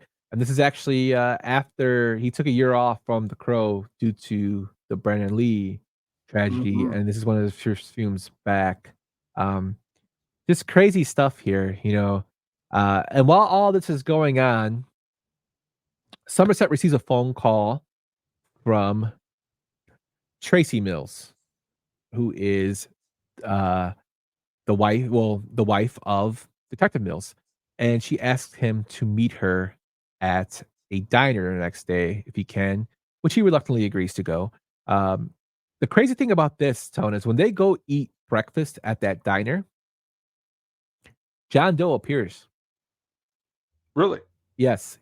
If you watch when they pan out and they show the diner after they show the food, and they pan out and show people coming into the restaurant, he's walking into the restaurant. Really? Yes. Insane. So it kind of explains like kind of how he knows certain things that happen later on. Again, Mills did give him his name, but she explains to Somerset that she is pregnant and she does not want to, bring a child into this world, whether the city where they're at. She doesn't like the city.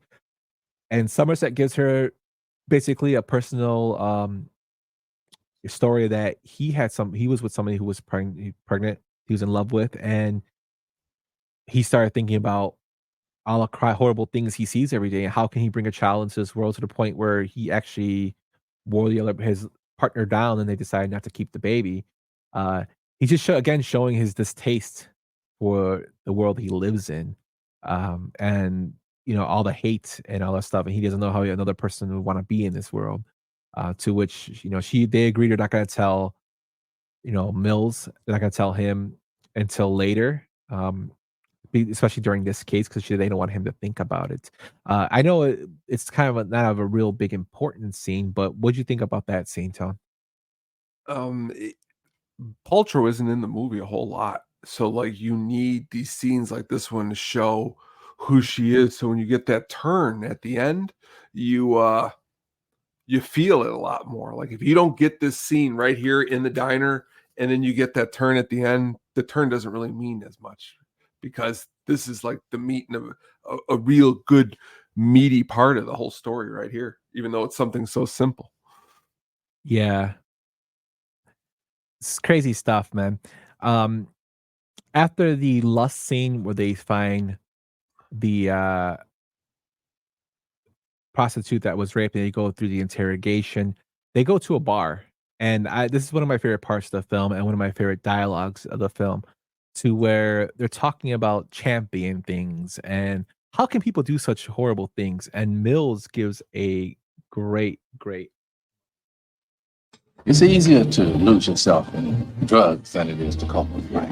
It's easier to steal what you want than it is to earn it. It's easier to beat a child than it is to raise it. Love costs, takes effort and work. It's such a great monologue, and that whole scene is really, really done well. With their going back and forth, and they're trying to go into their philosophies on life, and really again shows into Somerset's psyche and the way he views the world compared to the way Brad Pitt views the world, Mills views the world. Um, Mills thinks that there's a lot of bad people, but there are also some good, and there's just a lot of crazy things that happen to where Somerset kind of makes it seem like there's no hope. Really, really powerful scene. During this time at the bar, they get a phone call, or Mr. John Doe calls in again, and he just says comically, "I've gone and done it again." In a creepy way. It was again to increase suspense and provide additional insight into what he's doing. They get very irritated with this. These guys they go to a woman's apartment, and pride is written on the wall as it's shown in this video. This picture, great picture tone. She was a model, and basically John Doe gave her the choice to either live disfigured or die by taking all the sleeping pills. He ends up cutting off her nose. They don't show her face without the nose, but they describe it. Uh, the scene design and the choice of location were tend to underscore the film's uh, scenes of vanity. It's like a white room. It's one of the cleanest rooms in the whole film. The show like pure and white. Message on the victim's body was carefully crafted to reflect the killer's psychological motivations. Like pride, the cutting of the skin. He again gave her the option to live or die. John Doe is just a real fucked up individual. just a little bit. Yeah, it's another. So this is the fifth murder. So we have two more murders as Somerset believes is going to happen. Again, while they're going back to the precinct after this murder, we find again Somerset saying he wants to stick on and stay with Mills to help him out. He'll stay on for another 6 days. He explains to him to where Mills is like, "Oh, you're not gonna do me any favors." They walk up the stairs to go back to their office, and we see a man covered in blood scream out, "Detective!" Yeah, "I think you're looking for me," is what he says. And we see the killer is Kevin Spacey, played as John Doe. And it's hilarious when Mills turns around, looks at him, and says, "Get the fuck on the ground. Don't move." Because he knows that's the guy who beat the shit out of him earlier. They arrest him and bring him up. They find out during in the interrogation room that Joe has 2 types of blood, his and somebody else on his body. They don't know who the second victim is. They find that Doe has been shaving off and cutting off his fingerprints, basically cutting his skin, which is brutally painful. They don't know who he is. All I know is he's financed very, very highly by somebody, or he was born wealthy. There's very, very little backstory on him. And through his lawyer, they learn that there are other victims that he's willing to bring them to, but only Detective Somerset, Detective Mills, which the lawyer repeatedly says. He goes, if Detective Somerset, Detective Mills don't bring him to the site, those bodies will be found and the police department will be embarrassed. So he's basically saying, I know where there's other bodies at, I'll admit to them. But if you don't have them take me to where to show them, you're going to be basically, embarrassed by the public that you didn't save these people or you didn't, recover these bodies. What do you think of that whole, like, him basically turning himself in and the whole interrogation? A big fan of the gentleman who plays his lawyer, Richard Sheff. He's in Young Guns 2. He plays Ratbag. He's also in Speed. But again, the way he turns himself in, you're watching this movie, and right here you're saying, is it over? Is this it? He just turned himself in. The movie's got to be over. They got the killer. It's done. And I think that's what I like, is this is when you get the door is about to open up to, if you thought it was insane in the notebooks, if you thought it was insane, now we're going to show you what insane is. But you don't know that at this point. You're just like, wow, 2 covers of blood. Well, we got to know who that other person's blood is. Yeah, Richard Sheff was also in Lost World. He was Eddie Carr. Great. By the Transformers Rex. Yes. Yeah, just crazy stuff. So they agree to go take John Doe to the site. It's basically a desolated area. While they have SWAT, of course, around them while they're driving. In the car, they have some interesting conversations to where Doe says his message is to reach people.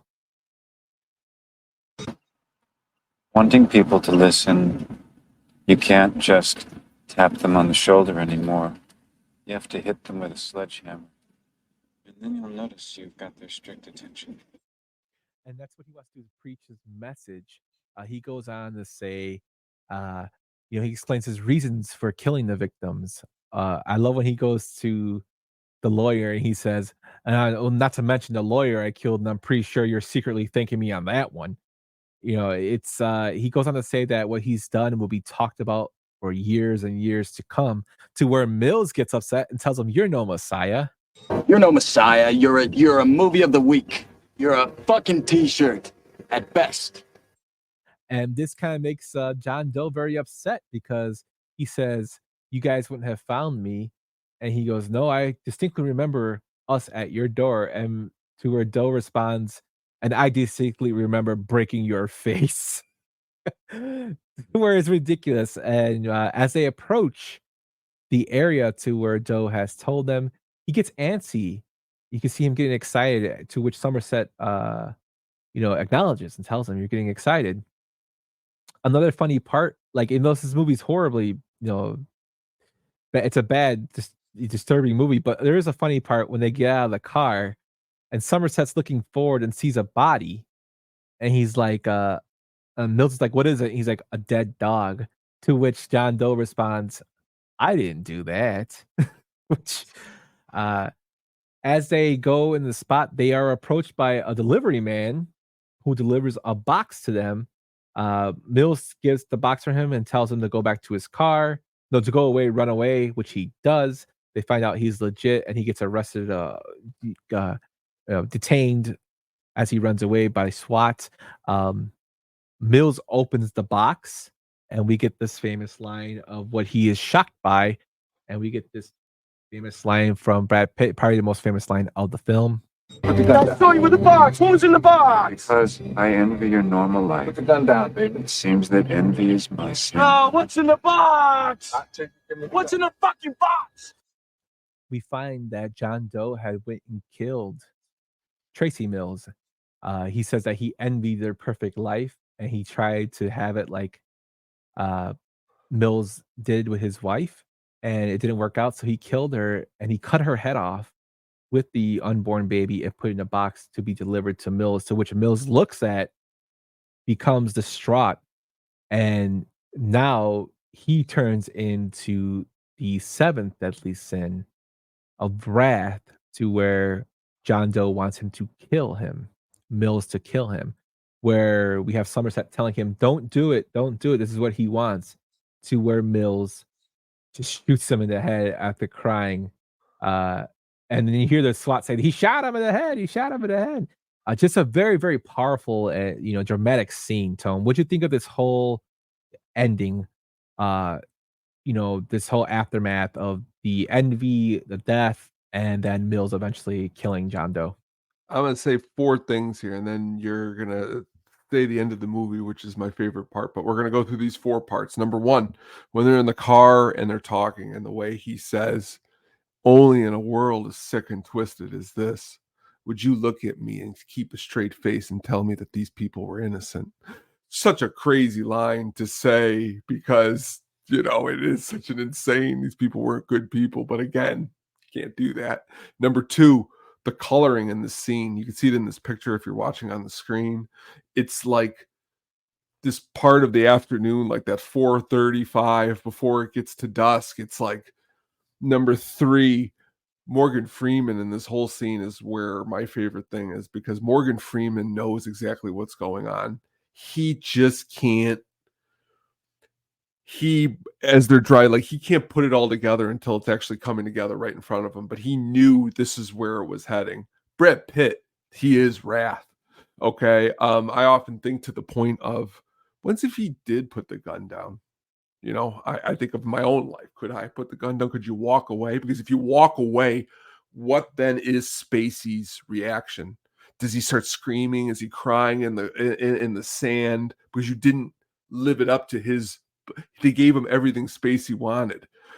If you don't give him that last thing, what does Spacey's reaction look like? But we don't know, and I always like to think about that stuff. But just honestly, as stated here, the scene shook me to my core also, and it's a scene that even to this day it sticks with me because back to a little while ago, the Gwyneth Paltrow, the little bit you see of her in that, she is the only light in the movie. So now when they pull the card out to you and they show you this is who we killed, the person who you in this whole dark movie knew is to be innocent, I just think is to be one of the greatest shocks in movie history.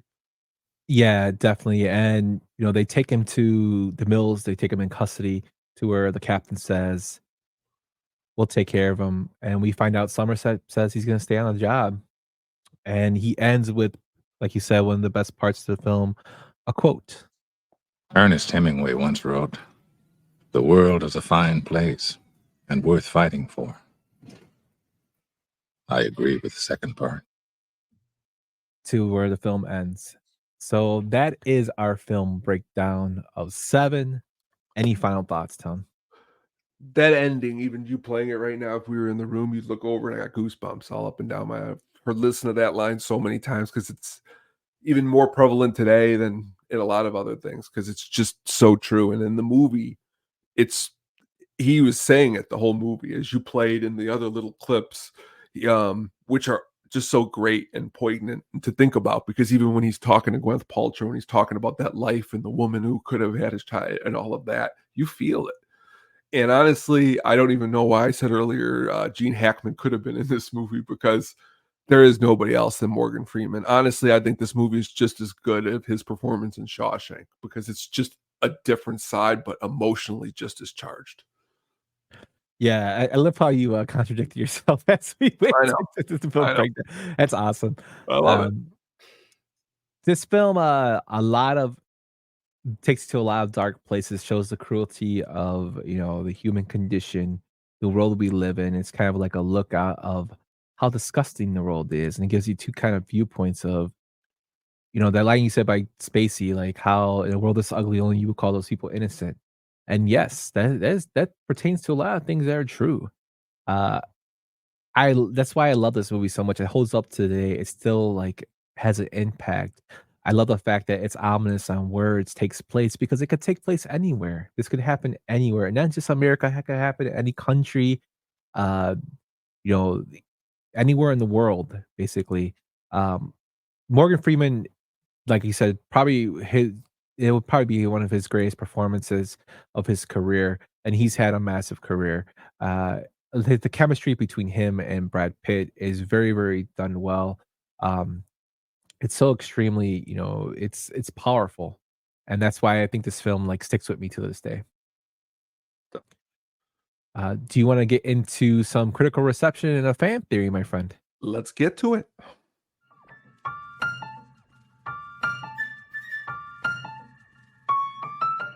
You know that fat cocksucker says I look like the Shah of Iran? Who does? Tony. I never got that at all. So the critical reviews of this film, the early reviews upon its release in 1995, Seven was met with generally positive reviews. Critics praised its innovative narrative, dark atmosphere, and strong performances. The film was lauded for its deep exploration of the seven deadly sins and its unsettling graphic content. The screenplay and direction were highlighted as its key strengths. The cinematography and direction by David Fincher's direction and the film's cinematography received acclaim for creating a unique and immersive experience. Like you said, Tom, the way it's shot, the graininess of the layers of the film, the lighting was perfectly done. Critics appreciate the film's thematic depth, including its portrayal of human nature and moral decay. The disturbing and provocative content was seen as both engaging and thought-provoking. Fincher's ability to build tension and maintain a sense of dread throughout the film was frequently mentioned as a significant achievement. Some quotes for some famous critics. One of the greats, Roger Ebert, says Seven is one of the most effective thrillers of its time, a dark and troubling film that explores the limits of human depravity. Janet Meslin of the New York Times said David Fincher's Seven is a brilliantly twisted crime thriller that manages to do both grotesque and compelling the theater. Peter Travers of Rolling Stone said Fincher's Seventh is a masterpiece, disturbing film that combines brilliantly twisted script with an atmosphere of mounting dread and tension. The film's box office performance was really, very good. It had $327 million on a $33 million budget, making a blockbuster hit. And the film's intense and graphic content attracted a broad audience, contributing to its strong box office performance and enduring popularity. In terms of viewer reactions, this film actually spread a lot due to word of mouth. It had some trailers, but it wasn't advertised like it was like films are big blockbuster hits. It was kind of like shown and then word of mouth actually kind of exploded out. So that's kind of crazy that it made $300 million just mostly by word of mouth publicity tone. Crazy. I mean, it's I'm still thinking of this friend of mine that I had way back when. It was like, gotta see Seven. And we're like in 7th grade. Like, gotta see Seven. Like, you know about Seven? Like, I mean, like it's crazy. It's crazy. Yeah, over time, Seven has become a cult classic known for its impactful storytelling and memorable characters. The influence extends beyond the genre.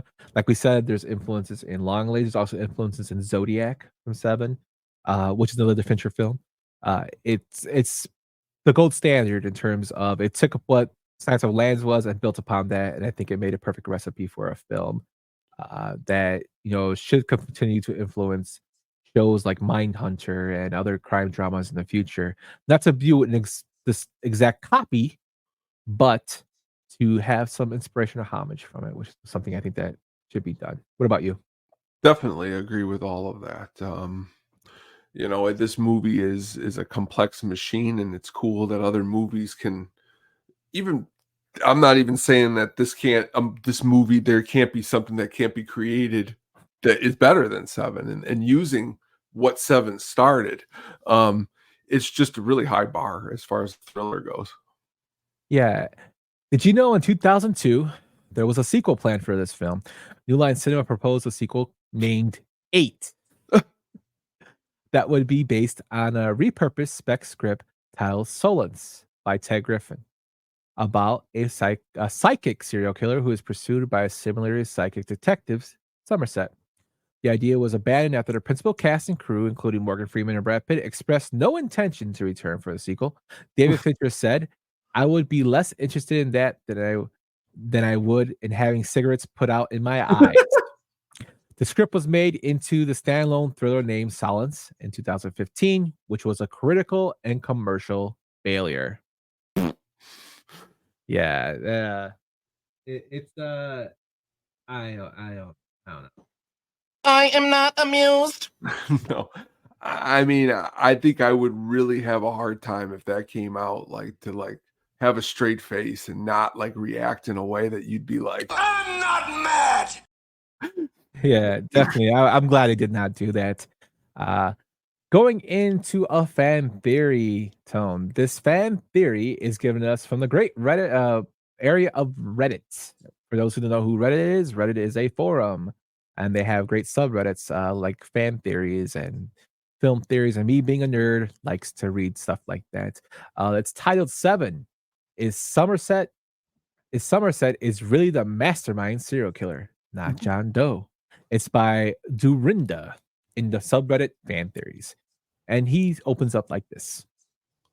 Okay, hear me out. I just finished watching the 1995 film, David Fincher's film Seven, with Brad Pitt and Morgan Freeman. And the entire movie, I was ready for Morgan Freeman to be uncovered as the obvious mastermind behind the serial murders, and here's why.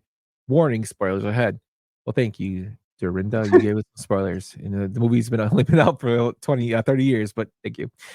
The film opens with a neat, tidy, organized, and living all alone detective, Somerset, aka Morgan Freeman, a perfect serial killer introduction, like Dexter. After all these years, Somerset, being the veteran he is, would know exactly how to get away with murder. Somerset obviously doesn't like Mills from the beginning. He doesn't want him on the case, and even asks Mills why he moved to the city and why he picked that city specifically. Somerset is going to retire soon and makes it obvious to everyone that he will be happy to leave that dreadful place.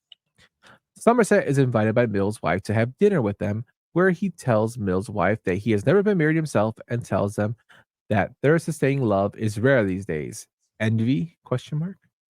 Somerset is obviously a regular nightly visitor of the library because the night watchman tells Somerset he will miss them when he's retired. Where there he does research, in which case he wouldn't need a library card that could hold a record on him because he already knows the library holds those records on flagged books.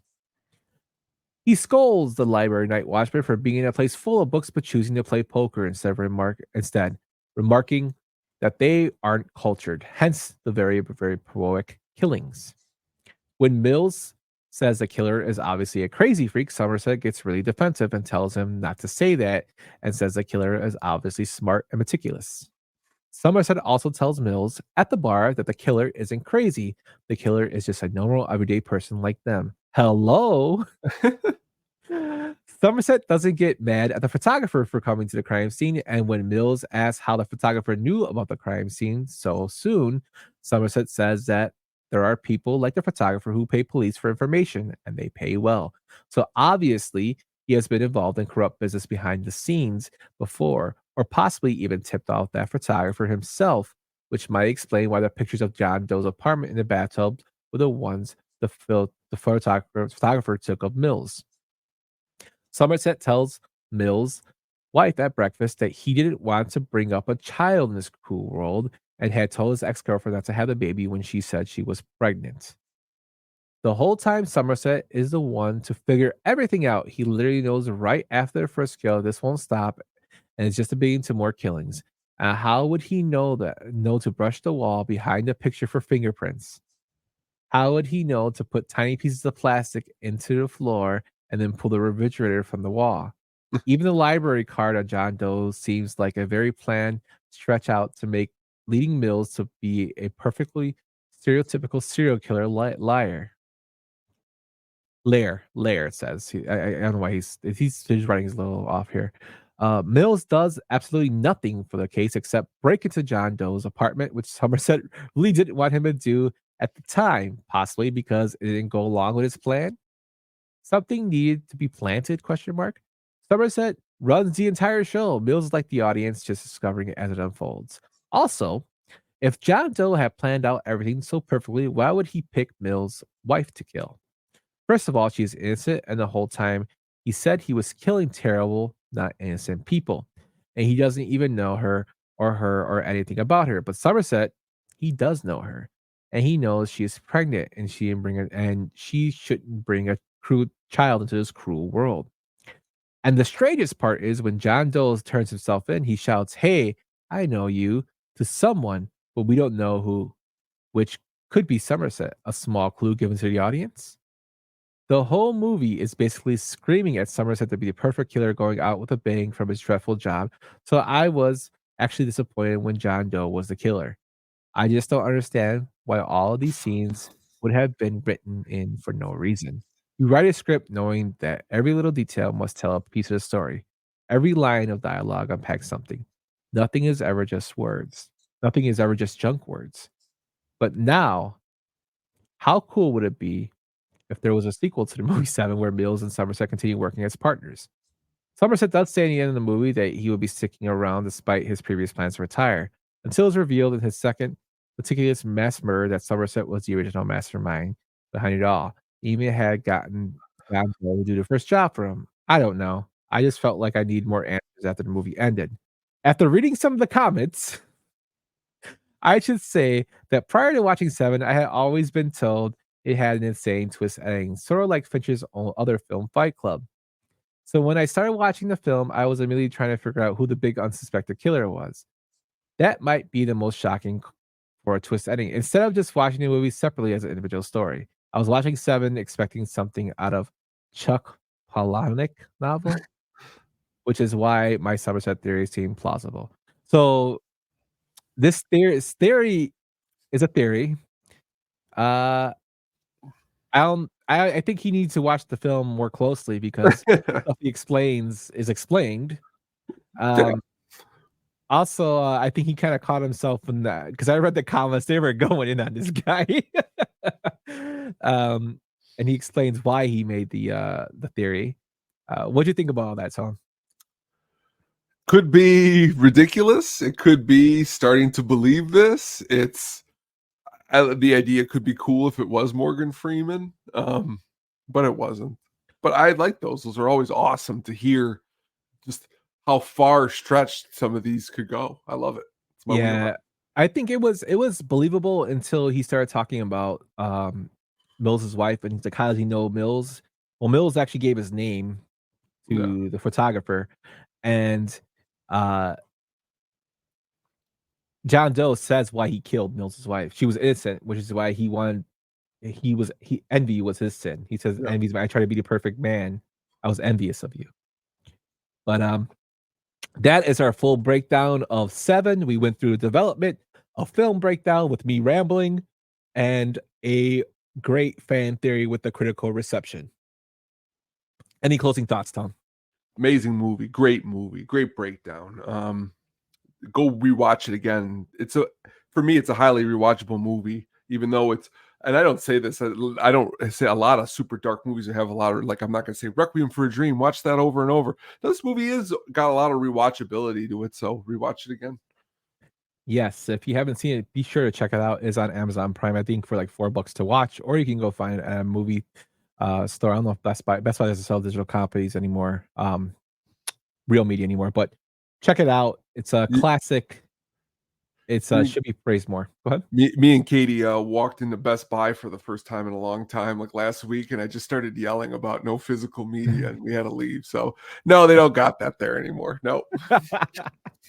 No physical media. What? That's what I mean. You're talking to. I used to be like, this is like the greatest place ever. Best Buy, greatest store now. No physical media, but we're living in a digital age. Check it out. I'm not mad. Do it. Yeah, but that is our review. Let's get into what we're gonna have coming up soon, my friend. Let's do it. Start, putting a bow on this show. Let's get ready to rumble! Coming soon. Próximamente. Coming soon. Coming soon. What we got coming up, my man? All right. So next weekend, we're going to take a little bit of a break. And if you can out there, folks, if you can during this little bit of a break, especially this Thursday, and you want to reach out and just watch Big Trouble in Little China for my main man, watch a good flick for him, say happy birthday. We're celebrating a birthday here at the show podcast, and it's, just want to say that. But we'll be back in 2 weeks from tonight, which is going to be again Friday night at 8:15, and with Alien Romulus coming out that weekend, we've decided that we're going to dig into some aliens / sci-fi type movies. We're each going to pick 5, like the old format, and we'll see where we go from there. Yeah, and we are going to pick some obscure films that are alien type. So I'm gonna try to reach into my treasure trove for this one. I know Tom will be too.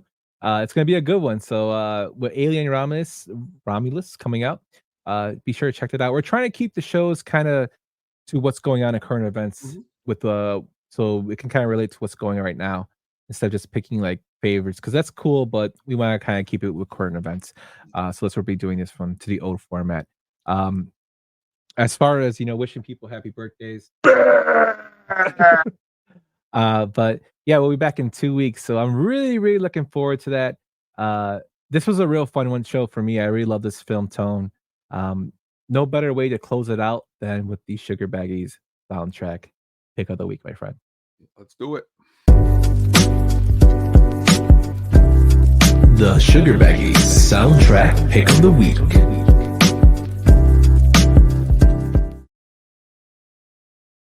All right, tonight on my soundtrack pick of the week, Yumpa, I'm going to try to ask you. It's a horror movie from 1994, and I'm going to play a clip from it. It's a musical related clip, and then I'll play why I picked this one. No country western music, please. Every man has his limits. The movie I have picked and the soundtrack that I have picked is the Brain Scan soundtrack. The reason why I picked this soundtrack, just this past Wednesday on the show, I talked about one of my favorite bands of all time, Primus. I'll never forget seeing this movie and hearing the song in the movie and immediately going out and buying it.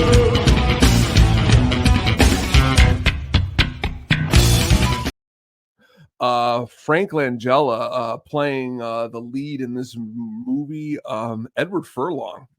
This is why I tuned in, because this, who shockingly is celebrating a birthday today. How ironic. But that, again, great soundtrack. You got Mudhoney, White Zombie, you got Tad, you got just, it's a more of somewhere between a little bit more of a heavier type of soundtrack. Yes, the South Park, going down to South Park, gonna have a good yep, you got it. It's that. And again, if you haven't seen Brain Scanner, it's been a long time. It's worth your time. Nice. Good callback, Tone. You were killing it with these You know what I had to do? I had to do two things in the last week. I had to write down every movie that I picked at the beginning, and I had to go through all my soundtracks, because I'm like, I've done so many, I can't remember. I can't go do the same one again. And that's opened my mind to go, wow, I just haven't done so many. And I remember having my mom buy this soundtrack, and just really odd that I would have asked and wanted the Brain Scan soundtrack, because it was not an easy soundtrack to find at Best Buy or Circuit City or wherever I found it, because it wasn't like some huge movie that was a huge success or anything. Yeah, awesome pick too. George Clinton composed this soundtrack too. Sure did. One Nation in the Groove.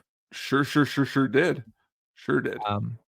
So that is our show, everyone. Thank you so much for tuning in, seeing us on either the YouTubes or on whatever you get your favorite podcast. We are over the 2-hour mark, so Michael Cotton, this one's for you. I really could talk 7. We could win another 4 hours. It's just us describing each scene in more depth. I don't know if you guys want to hear us ramble on, but he's probably one of my favorite episodes. Tone, we're 25 in the books for us. We've done 25 episodes. We're gonna keep chucking along. Be sure to check out the Sadistic Penguin Studios website, where we have blogs. We just had a couple blogs from CPG, one on the Robert Downey Jr. news of Dr. Doom, as well. He just released some Rage Against the Machine side projects, which is a nice it was a good article. little article he wrote. If you're into music, we also had the OG Aloha Mr. Hand release a new collector's corner dedicated to Willie Mays. That's up, and then also on our YouTube channel. We had the great Sugar Baggy do some hook up on music this week, my man. Good stuff. It was a lot of fun. This next Wednesday, tune in. It's going to be a lot of fun. Got a lot of guests planned coming up. Just love talking music just as much as I love talking movies with you, my man. Yes, I appreciate it, my friend. Great job by everyone getting drafting here. We'll be back next week as well. Be sure to check out the YouTube. We are so close to getting those to getting monetized. So if you haven't seen any of the older episodes, you want to check them out visually, check them out on our YouTube. We also check out the 31 Days of Horror if you want to get prepared for October. It is going to be making a comeback. I'll make a formal announcement there. So I will not live during October again. I was thinking about you the other day with that. I'm like, shit, what's he gonna do? Well, I have a schedule plan, so I'll start working on putting some in the can at the end of the month. Because last 2 years have almost killed me with school and everything too. But yeah, be sure to follow all our stuff. Shout out to all the Penguins, everybody, all our supporters. Thank you, everyone, for watching. Thanks for tuning in today if you tuned in live. And we'll be back in 2 weeks with some alien films. Have a good night, everyone. Take care. Thanks for listening to the At the Show podcast, a Sadistic Penguin Studios production. Game over, man. It's game over. What the fuck are we gonna do now? What are we gonna do? Maybe we could build a fire, sing a couple of songs, huh? Why don't we try that?